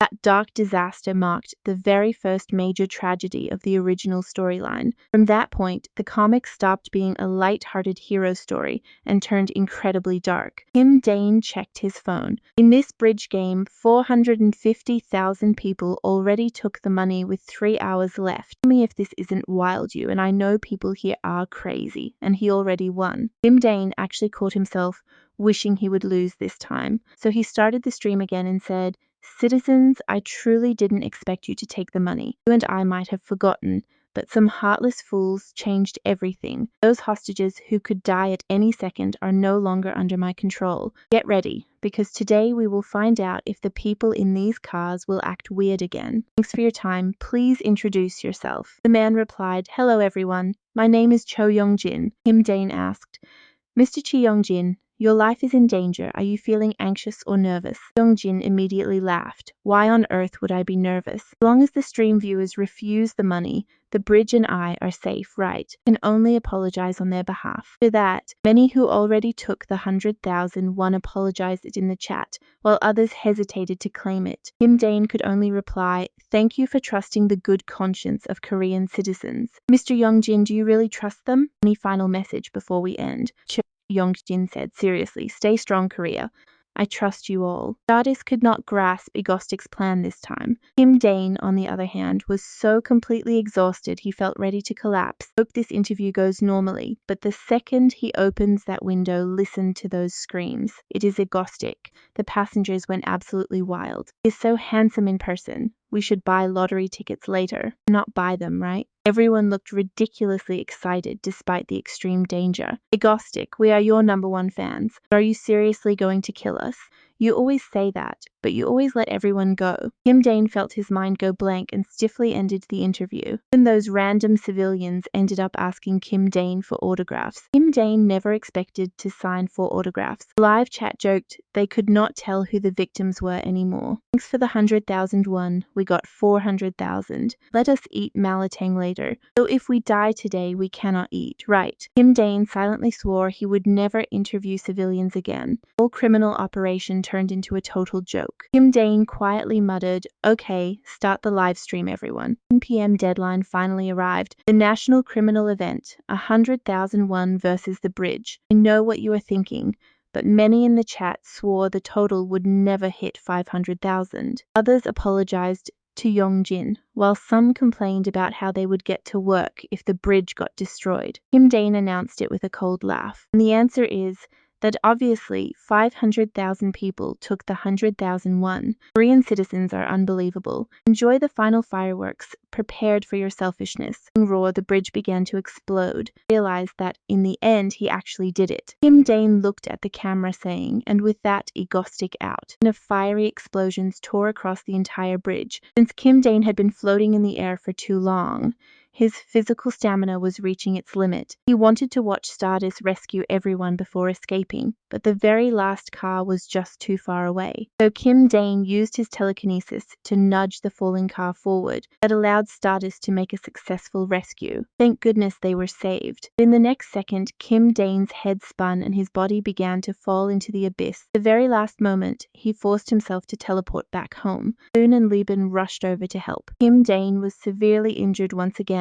When Lubin saw him in that terrible state, she burst into tears. Damage was too severe, and with Lee Heil still away, they had no idea what to do. Meanwhile, Stardust kept thinking about Egostic, analyzing every single one of the theatrical crimes he had pulled off. He had even warned her to never show her real face in front of others. Without his constant support back then, she would never have stepped up. Just hearing his voice always gave her strength. He seemed to understand everything about her, telling her she could definitely do it, to stand up and save them, the one committing the crimes, but now he was gone. She had so many questions for him. Are you truly a villain or just a bad person? Egostic, who are you really? And that is the mystery we are left with. What an absolutely wild way to end this chapter, guys. Alright, stick with me here because the one who saved that car at the very last second was Egostic himself. Those 4 people had no idea they almost died. Stardust understood the situation, but she understood Egostic less and less. Suddenly, a voice spoke up behind her, asking why she was standing there there, getting all emotional by herself. No casualties in this mission either, my sweet Haru. The one who just arrived was the A-rank hero, Frostblade. Thanks for coming, Shinharu whispered. Sohla sighed with relief, just glad to enjoy such a peaceful day. Then she asked Shinharu why she was still working off the clock. Was it because of Agostic again? Do not overthink it. I cannot imagine how happy the president is about the low crime rate, even if he hides it. After analyzing this latest criminal operation, Shinharu shared her thoughts. Felt like Agostic was not actually tormenting her. In fact, maybe he was not even a bad guy. Meanwhile, Kim Dane was still resting inside the recovery capsule, and Ha-yul went to visit him. She doubted if saving him was right. He seemed noble, but what if he grew greedy one day and tried to steal her power? This guy knew absolutely nothing about her, and yet he still rescued both her and Chae-yoon. Watch closely now, because Ha-yul decided to help him. It seems his master plan to recruit a healer worked beautifully. Shinharu explained to Lee Sola that it was extremely strange how Agostic's attacks never harmed any civilians. He only took down actual villains. And back during that bridge incident, he was the one who saved that final car. Hearing such a wild theory, Lisa could not help but tease her affectionately. Oh my god, Haru, do not tell me you think Agostic is that secret S-rank hero Apple Mango. Feel it already. What is your fan club membership number? Shinharu immediately denied having anything like that. Lee Sola admitted there were weird things about Agostic, but it was obvious he tried way too hard to be a villain. Until now, there had been 0 casualties, but of course that only applied to ordinary citizens, so she had to treat him like a regular villain. And so, Shinharu believed Agostic was acting with the future in mind. No idea what that future was. Lee Sola interrupted her with a sigh. Miss Workaholic, stop talking about that villain in the hat. Any guy you actually like? Go on dates on your days off. Shinharu shot back. You have been single forever. Since when are you an expert? Lee Sola quickly clarified that her family strictly controlled her private life. Not that she could not land a guy. Not know the hero Frostblade, meaning Lee Sola, was actually the heiress of the massive media corporation. Seeing her get so flustered, Shinharu found her adorable. Elsewhere, the notorious S-rank villain, Dr. Kim Sun-woo, was finally being released from prison. He was the chief scientific advisor of the Hanan Group. The moment he stepped out, he demanded a progress update. The subordinate replied that they were at 56% and would finish by next September. Kim Sun-woo replied coldly, way too slow. You must finish before this winter comes to an end. Everything in Korea will be crushed under Dr. Kim Sun-woo's feet. Meanwhile, the news reported that the doctor, jailed for unethical experiments, was now free. He was released today at 7 o'clock sharp, immediately returning to the Hanan Group. A dangerous major player had entered the board, and this terrifying plan was about to begin. 3 months later, the winter snow began to fall. The entire group was chilling outside, completely relaxed. They started a massive snowball fight, and Kim Dane used telekinesis. Jin immediately began yelling insults at him. You are playing dirty, you cheater. Kim Dane still ended up trapping her inside a giant snowball.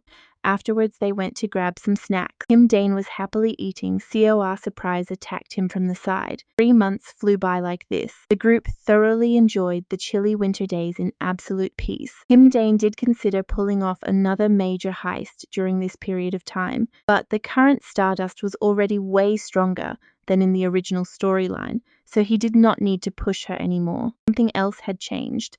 Ha-yul's expression looked so bright now, a sign that she finally opened her heart to everyone. And as for the public opinion surrounding Agostic, things took a drastic turn too. Bet you can guess what happened. They blamed him for the bridge collapse, completely ruining his reputation. Very people who accepted his money threw all the moral blame onto Agostic instead. Won't believe this everything happened because Agostic laid down those weird terms, triggering the entire criminal plot. He played everyone, calling them accomplices, and Dane did not care one bit, exactly the kind of villain he wanted to be. Now he just had to wait for the terrifying black disaster. So those happy days rolled on. Every single day felt completely peaceful and full of joy. Shortly after, a massive explosion erupted elsewhere. Dr. Kim Sun-woo could not believe what was happening right before his eyes. Where did he go wrong? Right now, the only thing that mattered was escaping with his life. The problem was he could not abandon his life's work. Behemoth was supposed to be a simple test prototype. How did it develop self-awareness? Meanwhile, the Hero Association received an absolute emergency report. Stardust rushed over immediately.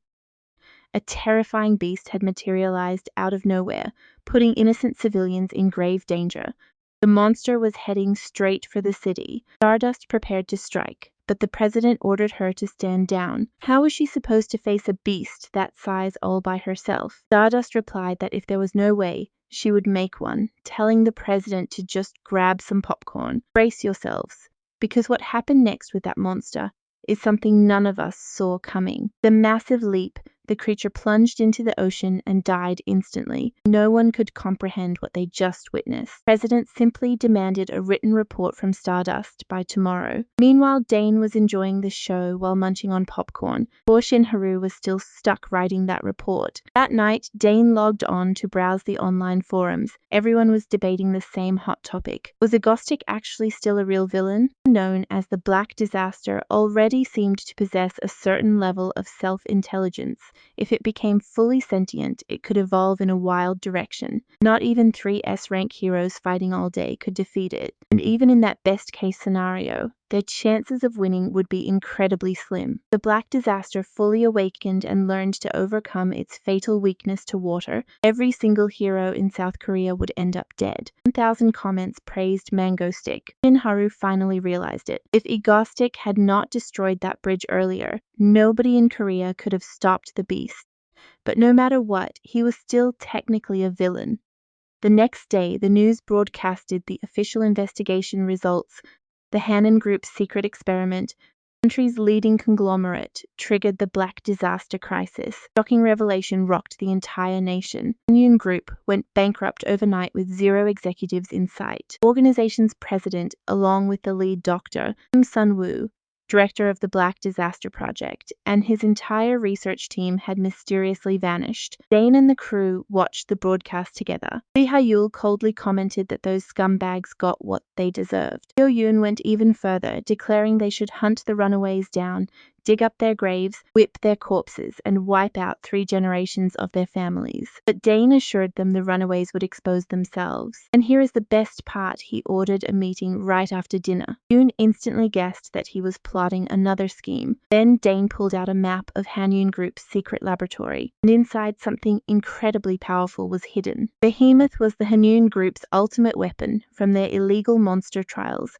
Capable of blocking Shadow Walker and surviving nuclear bombs, the beast was crafted from a miraculous substance, serving as the blueprint and design foundation for the Black Disaster itself. Its true power was terrifying and unimaginable. Hearing this, everyone made awkward faces. Yoon could not help but complain right away. Another monster army to trash your body again? Living too comfortably lately? Subin joined the nagging, joking that getting 2 more holes in his stomach would look great on him. Yoon asked if he wanted his ears pierced too. Then later, she and Subin lunged straight at Dane. Dane quickly explained that in the original storyline, the Hero Association did not take any extra measures, so everything would be fine. Meanwhile, they detected several life signs inside the underground Hanyon Group facility. It seemed the Hanyon Group's monsters were still thriving down there. So stay with me, because the dark secrets of this underground lab are about to get even crazier. Get ready, because today you and I will see the association run completely out of options. The president asked Starship if she was really going,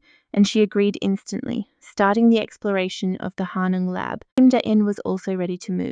With this being an unplanned trip, nerves kicked in. Over the comms, they told him he could turn back, but he immediately acted tough. Real man would never fear monsters, though Seo Yoon and Subin warned him to be extremely careful. Just like always, Kim Da-in started live streaming. This is the Han Group's underground laboratory, where they caused that terrible disaster. What on earth did they do here? Since everyone is dying to know, let us head inside. Meanwhile, the association had already lost all contact with Stardust. To make matters worse, they found out Egostic had also sneaked in. The president instantly lost his temper at him. Why did he go in there? Then he ordered his assistant to bring him half-sweet, half-salty popcorn. Look at how pitch black this underground lab is. Dae-in talks to the camera, wondering what those bastards planned. Stream viewers could also feel the heavy tension, commenting on how terrifying the place looked, and how thick the air felt. Daein forced himself to stay calm, reminding himself that he was the man who made all of Korea tremble.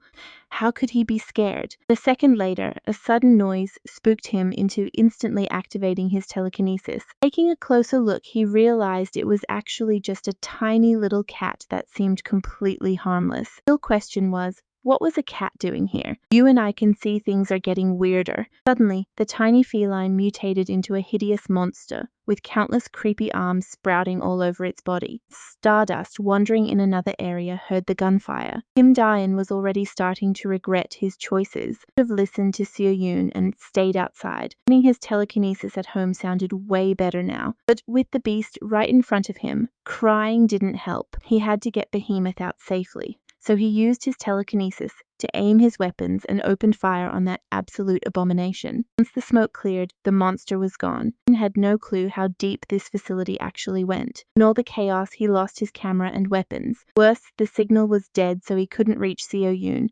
Now here is where things get incredibly tense, guys. Out of nowhere, a massive blast completely shatters the wall. Only familiar presence made him realize it instantly. Could this really be Stardust standing there? At the same time, Stardust spotted Agostic. Both instantly took fighting stances and questioned each other. "What are you doing here?"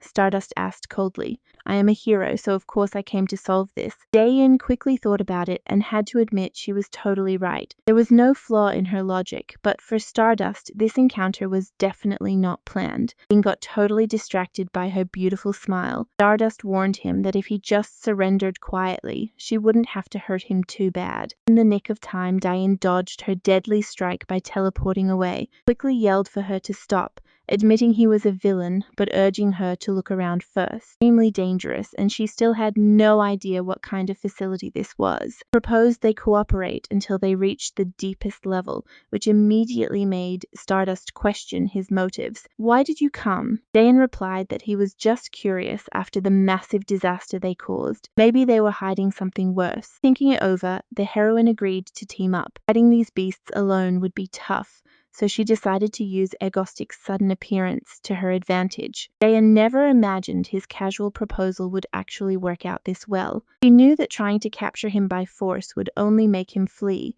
so keeping him close was safer. Maybe this was finally her perfect chance to get the answers she desperately wanted about him. Once inside the room, Daein started snooping around, triggering Stardust's rage as she swung a punch at him. "You are a villain. Snooping in a classified zone." Dare almost gave Daein a heart attack. And so, the sheer thought of working side by side with Stardust secretly made him feel incredibly happy. Stardust used her instincts to lead. Seeing her clear the way alone shocked him. "You think she suspects something?" Could she have really developed an insane level of sensory perception this quickly? All right, you and I are diving into the moment they reach the power suppression room, where Stardust pushes Kim Daein inside first. Faced with such intense physical pressure, Kim Daein has no choice but to step inside, feeling exactly like a lab rat. Once inside, he instantly realizes he can't use his telekinesis, and even his teleportation is completely offline. Right after, Stardust steps in and punches the wall to test if their powers are truly gone, and yep, absolutely nullified. Kim Daein can't help but say, "I'm a villain, but I wouldn't lie about this." Though deep down he's shaken by his opponent's terrifying raw strength. Her growth is insane. But look closely right then. An alarm blares and the heavy steel door slams shut. Trapped in that sealed room, we have a villain and a hero who have completely lost every single power. To make matters worse, they're both adults. Furiously vents on the door, but Kim Daein tells her it's useless. Save your energy. Check out that timer. The door won't unlock on its own for another 3 hours. No matter how much you punch it, it won't budge. All we can do is wait it out. Kim Daein notices she hurt her hand from striking so hard and calls her out for being reckless. Can't use your powers right now, remember. Hearing this, Stardust immediately glares at him with deep suspicion and asks for her hand. After a brief hesitation, she relents and lets him wrap up her injuries. Feeling awkward, she quickly snaps that she isn't going to thank him, prompting an amused comeback from him. That sounds exactly like a thank you. Soon after, she starts aggressively punching the wall all over again. Seeing there's no way to convince her to stop, Kim Daein decides to just lie down for a bit, thing to do for the next 3 hours. Stardust, you should probably get some rest too since we're stuck. I know what you're thinking, how could he sleep? No way he can lower his guard while locked up in here. And facing a heroine whose raw strength vastly outclasses any ordinary man, the tension in the room is suffocating. Zero chance of relaxing. And Kim Dane suddenly realizes the oxygen levels are dropping dangerously low. Things are getting really bad.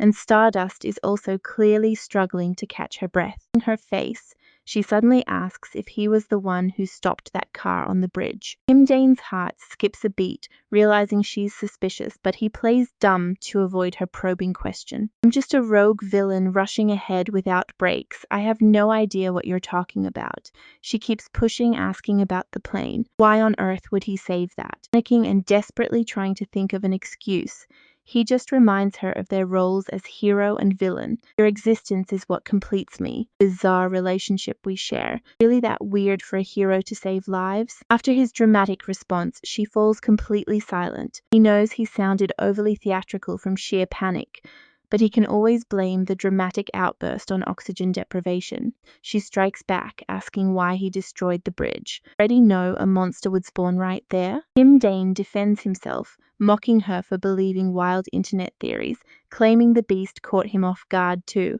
But Stardust's intense, serious expression doesn't waver for a second, making him incredibly anxious. What's behind that ice-cold gaze? Him in some clever, calculated way? Did he let some crucial details slip about the attacks? Isn't buying those ridiculous online rumors. Her suspicions run deeper, sensing after their many encounters that he's hiding a far more noble purpose. Begins questioning all of his alleged terror attacks, guided entirely by her sharp hero's intuition. Doesn't clear this up right now, things will only get worse. He has to face the music. Kim Dane suddenly bursts into a loud laugh, admitting he absolutely knew that monster was coming. Everything was set up to fight it. So what? She demands to know how he found out. Premonition powers? Big secret is just hacking. I've got the entire Korean network under my thumb, so finding Han group secrets is child's play for me. Still highly skeptical, she demands to know why a villain would protect civilians, prompting a smug, mocking smirk from him. I hate people stealing my spotlight. If a beast shows up, I'll slay it myself. In the end, you and I know he's just doing it all for her attention. If it wasn't for that, I wouldn't care if ordinary people live or die.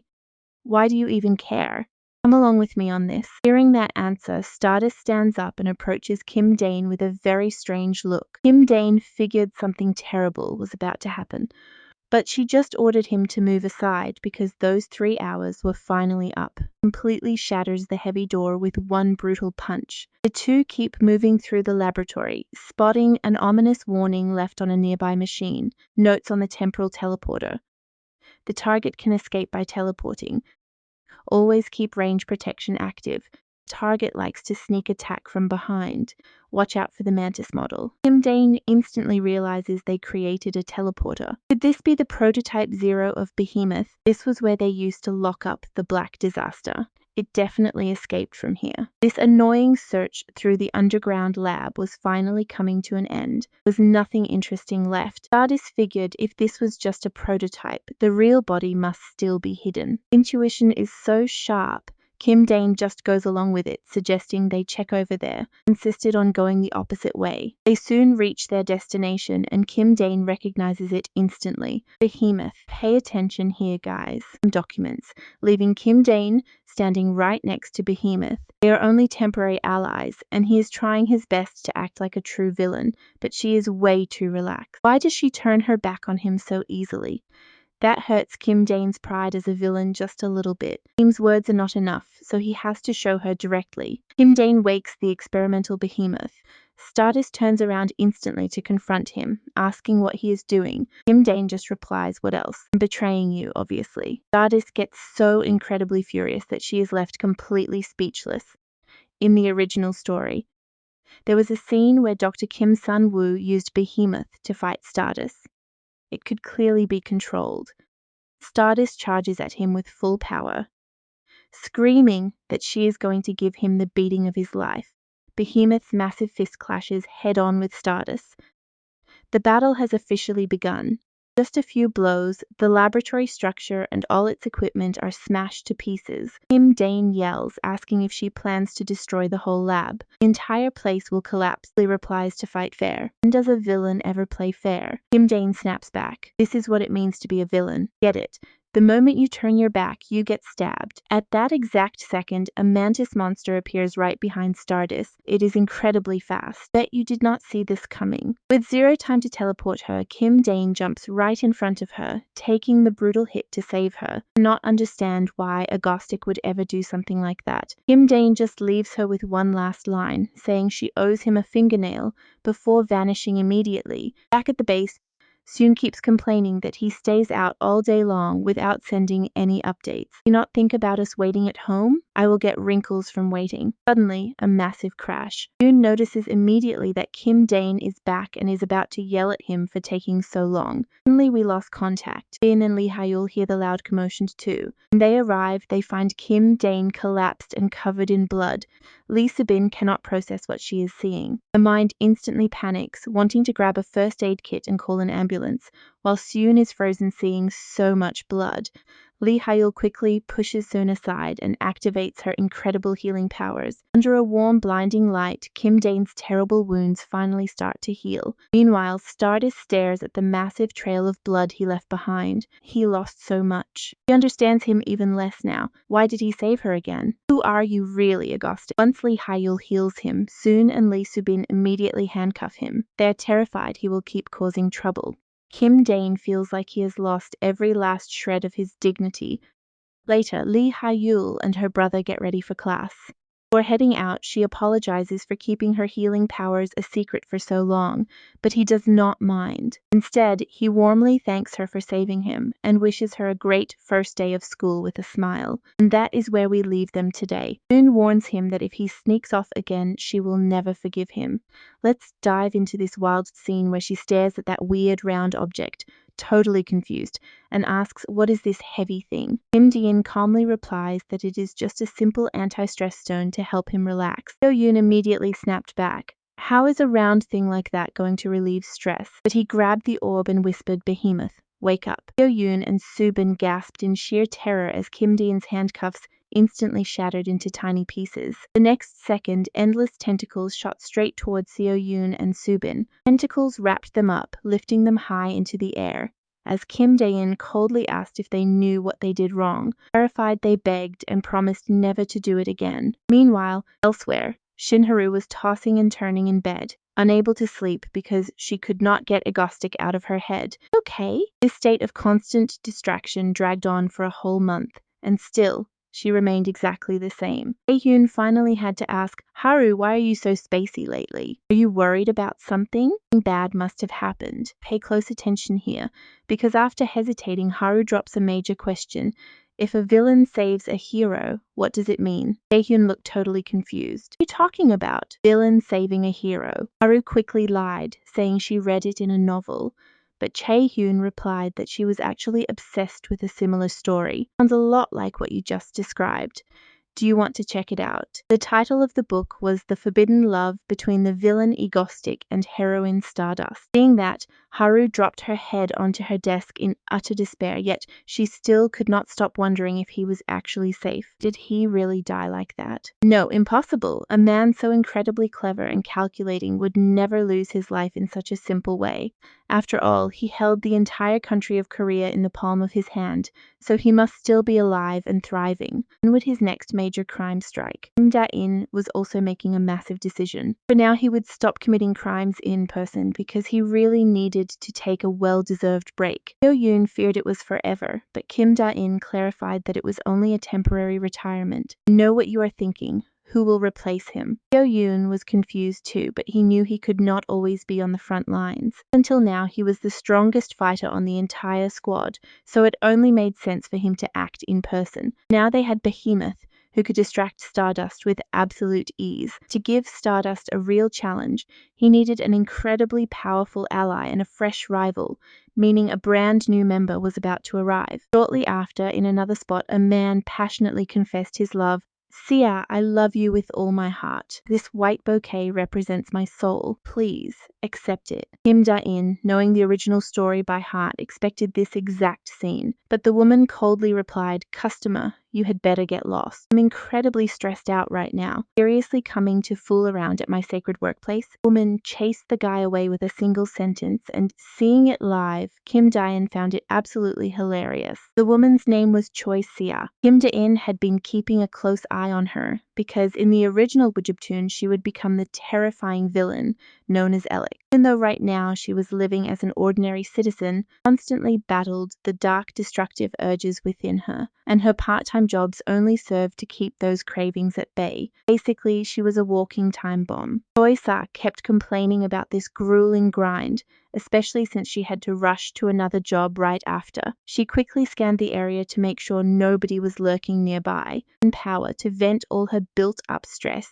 And after letting go like that, her mood instantly improved. Suddenly, a mysterious voice echoed from right behind her, and Choi Sia immediately recognized the newcomer. It was Agostic himself. Kim Da-in looked at her and said, "I have been searching for someone with your talents for ages. How about you use that incredible strength of yours to help me with my criminal operations?" Hearing about criminal operations, she called him insane. But Kim Da-in replied, "Do you really think all power users have to be villains? I want to see the limits of your strength." Though she refused at first, the two soon began trading blows. Kim Da-in unleashed Behemoth's raw might, forcing Choi Sia to unleash her own immense power for the very first time. Those strikes could not even touch him, which turned out to be exactly what she needed to let off some serious steam. The rush of absolute freedom got her incredibly hyped, but as we leave off, he warns her that his recruitment offer expires in 1 week. Think about it very carefully. Watch with me as Kim Da-in vanishes,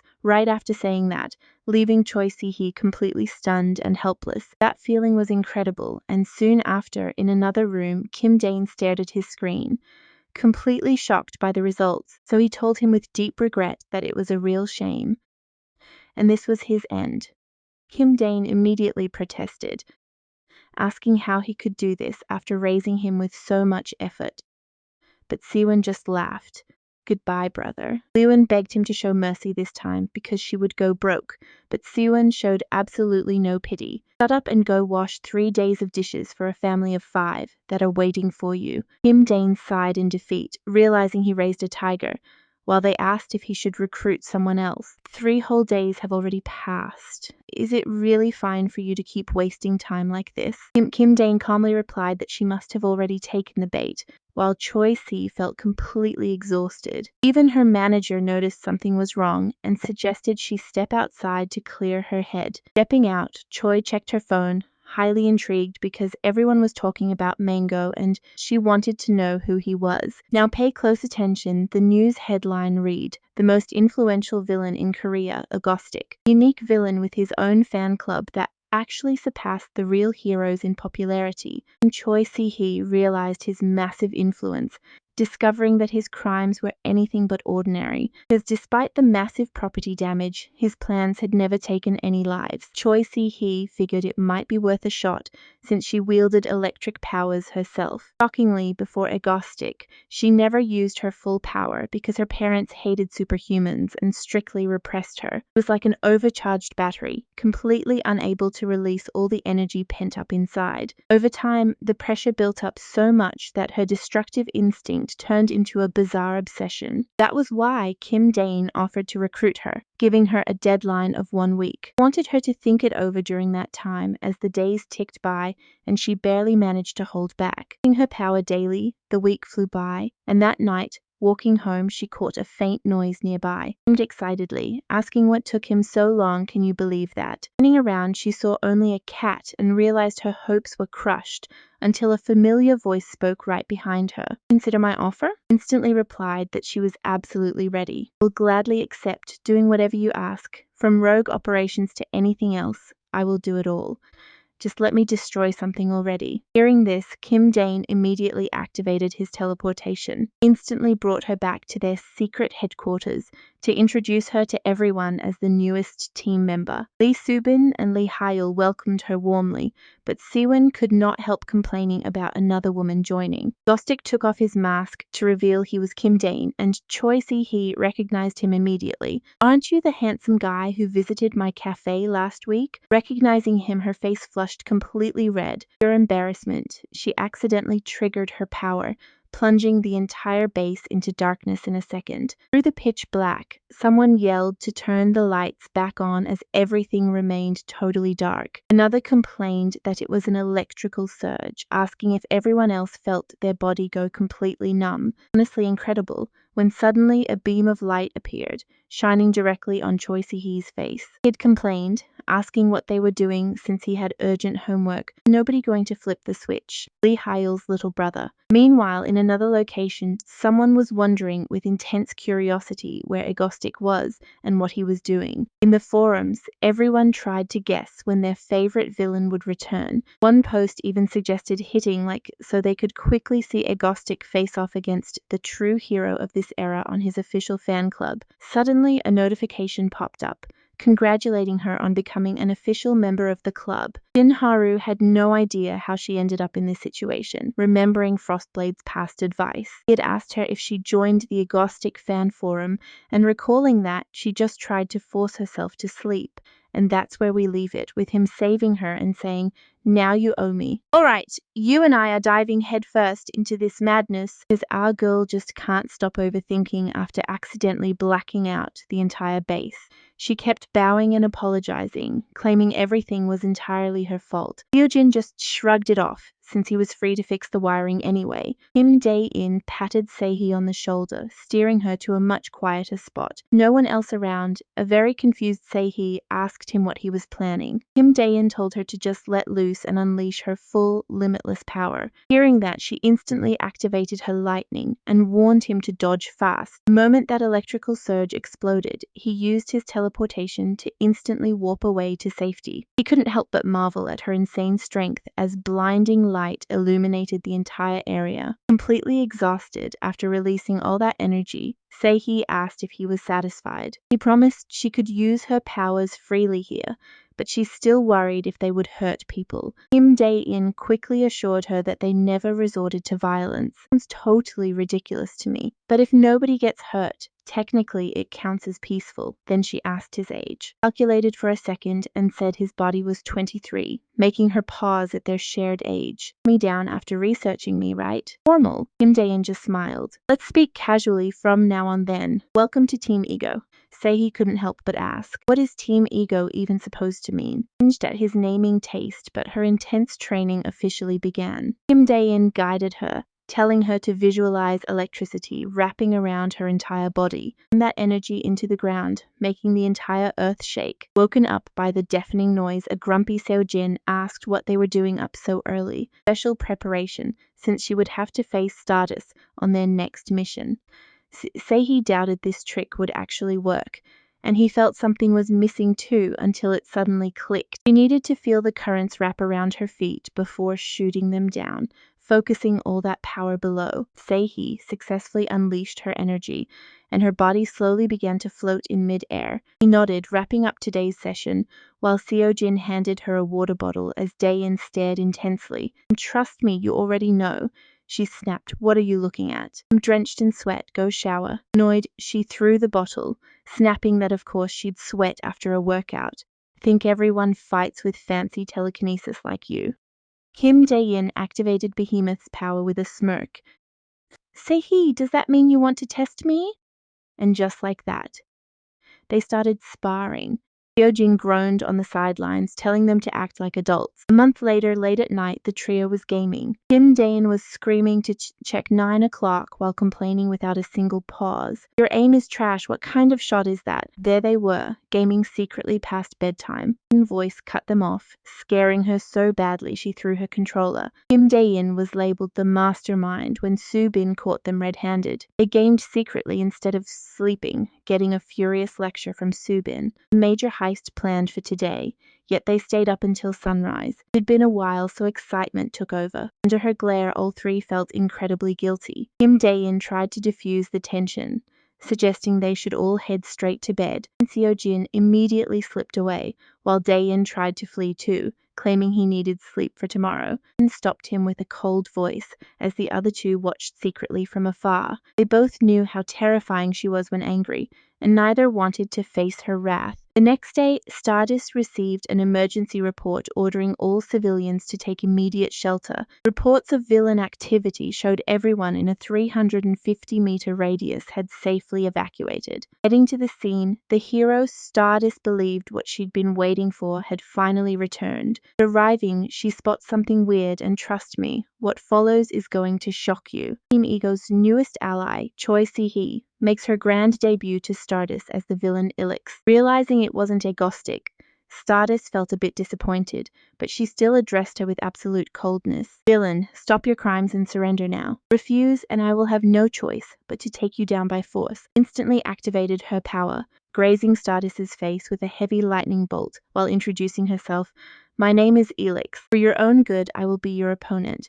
That strike had seriously grazed the hero's cheek. Kim Dae-in sought her out. Confused, she asked if yesterday's training session wasn't already over. Kim Dae-in told her he forgot to teach her his ultimate combat move, calling it the Thunder Fist. "Doesn't that sound awesome?" I need to explain exactly how it works. She mocked his terrible taste in names, completely unaware that in the original timeline she was the one who named it. He explained that this technique isn't just about firing random sparks of electricity. You must imagine wrapping your hand in pure lightning, clenching your fist and striking with absolute force. Then you push the power to its limit, concentrating that massive electrical charge into a single point on your fist. Now pay close attention, because she was already doing it. Literally exploded with lightning. Impact carved a deep, scorched trench in the ground. Kim Dae-in, deeply satisfied, asked her what she thought.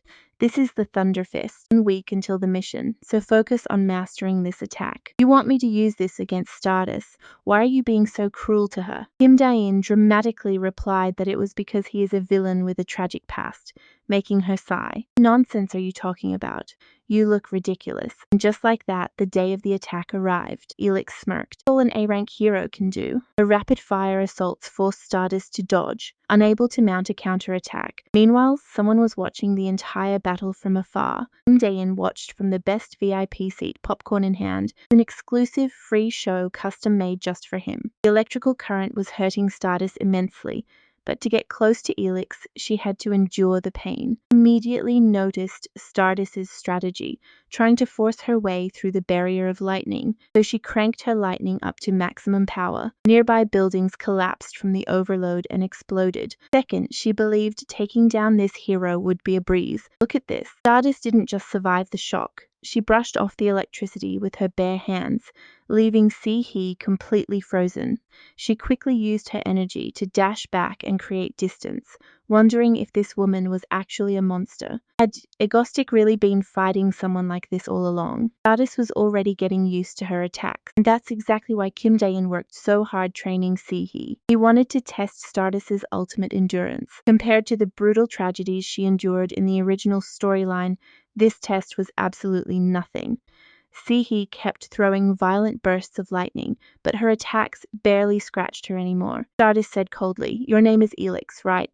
You can still surrender. If you do, I will arrest you safely." Si-hee screamed at her to shut up, saying she asked for this. Instantly, Stardust charged forward like a flash. Choi Si-hee also gathered every drop of power she had left. The fists collided with a brutal crash, shattering the ground. In that exact instant, Kim Dae-in used his teleportation. He appeared right on the edge of the battlefield, setting up his projector to watch the fight's conclusion. The feed was crystal clear. Stardust stood almost completely unharmed before a massive trench carved into the earth. On the other hand, Choi Si-hee ended up with a severely injured arm after that massive clash. Stardust immediately asked who she was talking about earlier, and if someone was pulling her strings. Si-hee just smirked. "Think I'm going to tell you." The hero calmly replied that it was fine, they could talk later. Right then, a sudden flash of light made Si-hee vanish. Recognizing that familiar teleportation, Stardust instantly knew who it was. A second later, that unmistakable voice echoed.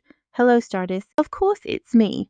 I am Agostic. It's been a while." He had turned on his live stream, and the chat exploded, chanting his name. You and I just witnessed pure genius, and the chat is already dying to know who this mystery girl is. Alright, check this out. The chat went wild when they saw a Ghostic cheating live right in front of Stardust. Right as the stream kicked off, everyone saw a Ghostic carrying some random girl in his arms like a princess. Stardust just stared, unable to resist asking if he was actually alive, but Dayan had no idea why she doubted it. Is that really such bad news for you? Stardust quietly mumbled, relieved to see that he was actually okay. Dayan teased her, asking if she was truly happy, adding he never expected the grand hero Stardust to care, even offered to let her know next time, which immediately made Stardust's face turn completely bright red. Complained about him taking so long, but Dan apologized, saying he wanted to assess things before stepping in. That was the exact second Stardust realized Agostic was still holding that other girl in his arms. Dayan felt the sudden heavy tension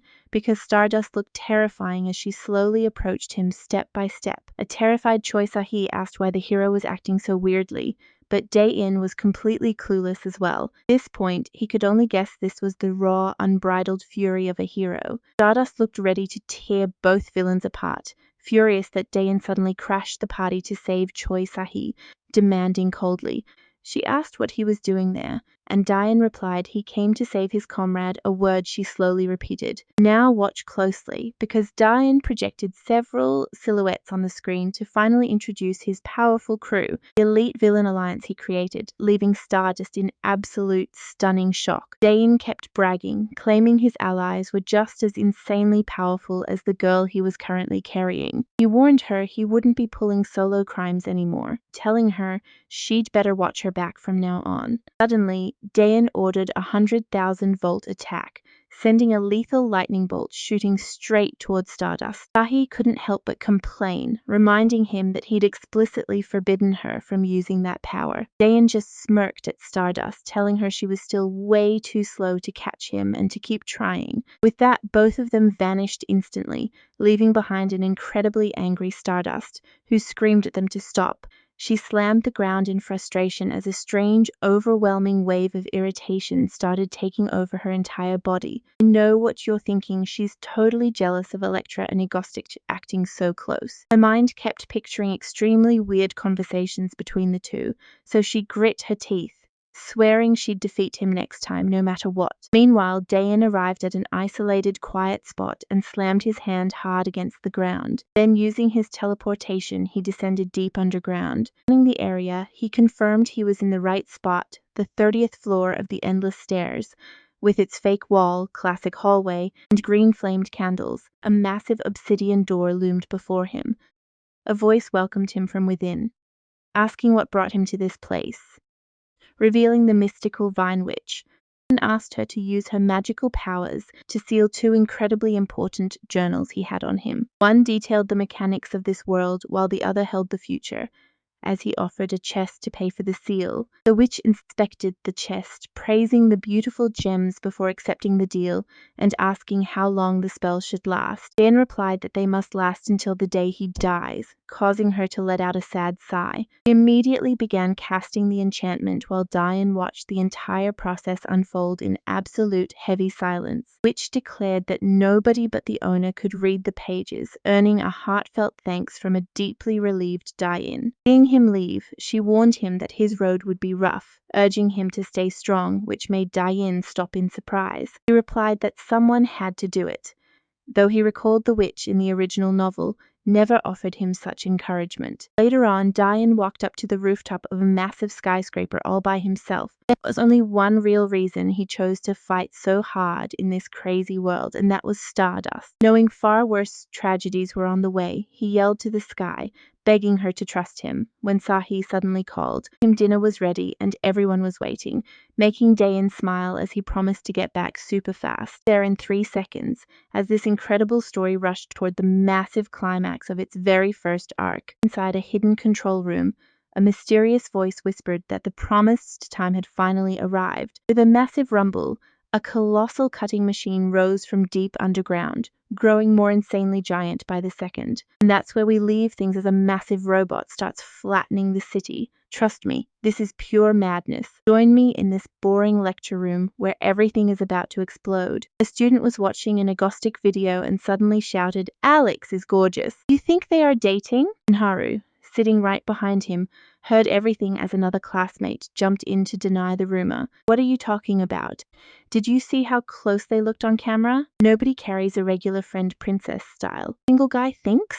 They only hug publicly because there is nothing between them. If he really liked her, he would never dare be so obvious. Looking at it that way, it makes perfect sense. Plus, that has been Agnostic's attitude since day one. It's obvious his heart only belongs to Stardust. That's exactly why I feel so bad for her. Almost cried watching the stream. Even if Agnostic is just a villain, Stardust must feel something for him, right? Seeing another woman right in front of her was brutal. Yet another guy insisted Egostic and Alex make a better match. As soon as he said that, he noticed Shinharu impatiently tapping her desk, wondering if he overspoke, fearing she shipped the official Egostic and Stardust couple. Just then, the professor announced the start of class. The theory we will study today is but at that exact moment, Shinharu received an emergency alert, quickly packed her things and dashed out, asking headquarters if a villain had appeared. Now watch closely, because headquarters just reported a massive unknown weapon heading straight for the southeast city. Dispatched by the Hero Association,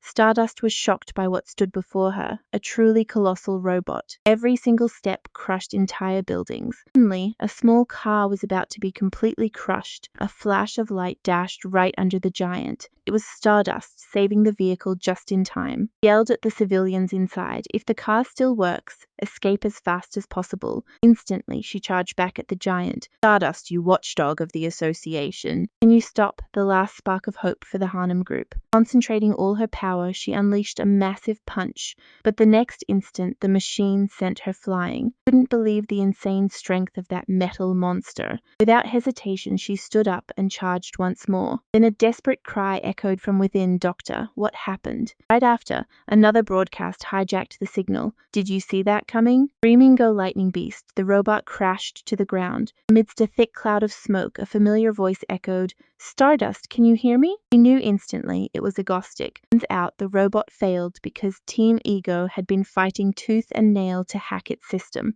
Dane mocked, exactly, it is me, Agnostic. Friends at Harnum built a giant machine that is just too awesome. It would be a sin not to take it for a spin. Letting out a maniacal laugh, Choi Sahi sighed, calling Kim Dane ridiculous, but Siawu assured her she would get used to it soon. Kim Dane continued his theatrical act. Stardust, I am going to use this metal toy to burn the city to ashes. Can you stop me all by yourself? Hearing this, the heroine got truly excited. Of course I will, Agnostic. Turned into a bolt of light and slammed into the machine, while Siawu told Dane the power was fully ready. Dane grabbed the control levers, thinking to himself, Haru, today you are getting some serious training. The massive mechanical arm activated, spinning violently to clash head-on right against Stardust's incoming fist. It was clear her strength couldn't match the robot, so Dane seized the moment to drop his best villainous taunt. Stardust, do you really think that with such weak strength you can stop this metallic giant? Don't make me laugh. Mocking her, he whispered to Siwu to crank up the power and finish this in one strike. With power pushed to the max, the giant started throwing ferocious direct strikes at Stardust. She knew instantly she had to dodge with more agility, still lacking the speed needed to win. She had to surpass her own limits. Pushing her body, she barely dodged every brutal strike. Exactly, this was Dane's plan all along. He even happily thought he'd get to go home completely scratch-free today. Far from there, someone reported in a tense voice, everything is ready. Korea's leader knew only one drastic option could stop this massive threat, so he pressed the missile launch button. Trust me, this entire area is about to be wiped out. Let's dive into the absolute madness that unfolded in that meeting, while Seo Yoon and Dae-in focused on piloting the robot and had no idea what was coming next. Stardust easily dodged the giant robot's flames, and in that split second, Dan also made a final decision. Ordered the power raised one level higher, confident that someone like Stardust could easily handle the pressure. Then Stardust herself was getting fired up, and with a thunderous blast, the robot took a heavy, violent hit. The crew inside the machine ended up completely dizzy, but Dayan stomped on the control pedal and pushed forward. He had to show off the joystick skills he had spent countless hours practicing back in the arcades. Stardust was finally getting into the rhythm as her strength surged, screaming in her mind for a Gostic to bring it on. She was slowly but surely adapting to the massive robot's attack patterns. Gostic was still waiting for her, so she needed to end this fast, but in the next second, a massive fist sent her flying. Dayan immediately mocked her, asking if she truly believed she had already gotten used to his attack patterns. Hearing those mocking words immediately made Stardust absolutely furious. Now watch closely, because this robot octopus looks wild, and Stardust didn't hesitate to throw a massive punch. That strike landed right on one of the robot's limbs, prompting Seo Yoon to instantly yell at Dayan and ask what he was doing. Dayan just grinned, saying that was the fun part, before finally getting serious and ordering the robotic octopus to increase its power. The machine didn't react at all, so Dayan yelled once again to increase the power. Seo Yoon regained control with great difficulty, finally managing to get the massive machine moving once again. Dayan mocked her, asking if this was really her limit and if she could keep up with this speed,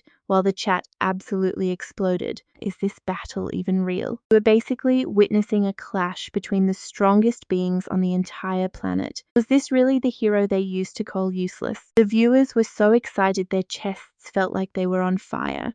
Would Stardust actually reach S rank this time? Meanwhile, inside the robot, Seo Yoon and Dayan kept bickering back and forth. Hearing their bickering irritated Stardust even more, giving her the perfect excuse to completely smash this giant weapon once and for all. And it was all because of Agostic. Without him, she never could have defeated this giant weapon. And you and I both know the best part. She could do it, slamming into the robot and shaking its core. They couldn't help but comment in complete shock at how this hero seemed 10 times stronger than before. Seo Yoon warned that their power levels were at the absolute limit, and they had to finish this in under 10 minutes. Dayan said they would enjoy every single second, prompting an angry Seo Yoon to scream that he was completely out of his mind. He was ready to blow, while poor Lee Subin got dizzy inside, and Stardust soared high above them all. He was aiming directly at the core because she knew for a fact that Egostic was hiding inside. Just then, she received an urgent alert from the association, ordering her to clear the area immediately. The president had fired a nuclear missile at the giant weapon, meaning she would die if caught, leaving Stardust frozen in sheer shock. The president completely lost his mind. If that missile went off, innocent civilians would be in extreme danger, fully capable of taking down the threat on her own. So why would they do this? The association helplessly explained that the president feared looking weak, making this an official national-level command. The association has no power to stop this, so stop asking questions and get out of there right now. Ian, who knew absolutely nothing about the threat, kept mocking her and asking how long she planned to just stand there. My giant robot is itching for a fight and attacking. He was actually waiting for her. Really a villain who cared about her safety? No idea a nuke was coming, so she ripped off her earpiece. Later, she took off, flying in the opposite direction without any hesitation. The association staff screamed in panic as she threw away her earpiece, but the director calmly assured everyone that it was fine. As always, if we just sit back and watch, the answers will reveal themselves. So let's see how this ends. Ian had no clue where Stardust was heading and assumed she was running, so he kept acting out his villain role. Gostic was a villain, and if they needed a motive, the country had thousands of reasons to eliminate him. He was a ruthless criminal who loved staging kidnappings, but for some strange reason, Stardust couldn't bring herself to hate him, and that's where we leave things, with her flying straight toward a live nuclear missile without a single shred of fear. All right. Brace yourselves as the missile closed in. Stardust remembered Egostic's painful words, "You owe me one," fueled her determination to stop the nuke. Before it could detonate, Stardust reached out and blocked it head-on. The devastating force of the impact pushed her to use every single drop of her power. Kim Dane finally noticed something flying straight toward them, clueless about what it was until it finally clicked. Wait, is that a missile? Dane froze in disbelief while Stardust poured everything into resisting that raw destruction. Rocket's thrusters started losing their power. In the moment, she forced the missile up into the sky, leaving a panicked Kim Dane wondering what was going on, completely blind to the situation. He scrambled to trace exactly where this missile had been launched from. Seo Yoon found the answer almost instantly, yelling, "I have it." It was a nuclear launch authorized by the president, and worse, only had 10 seconds before detonation.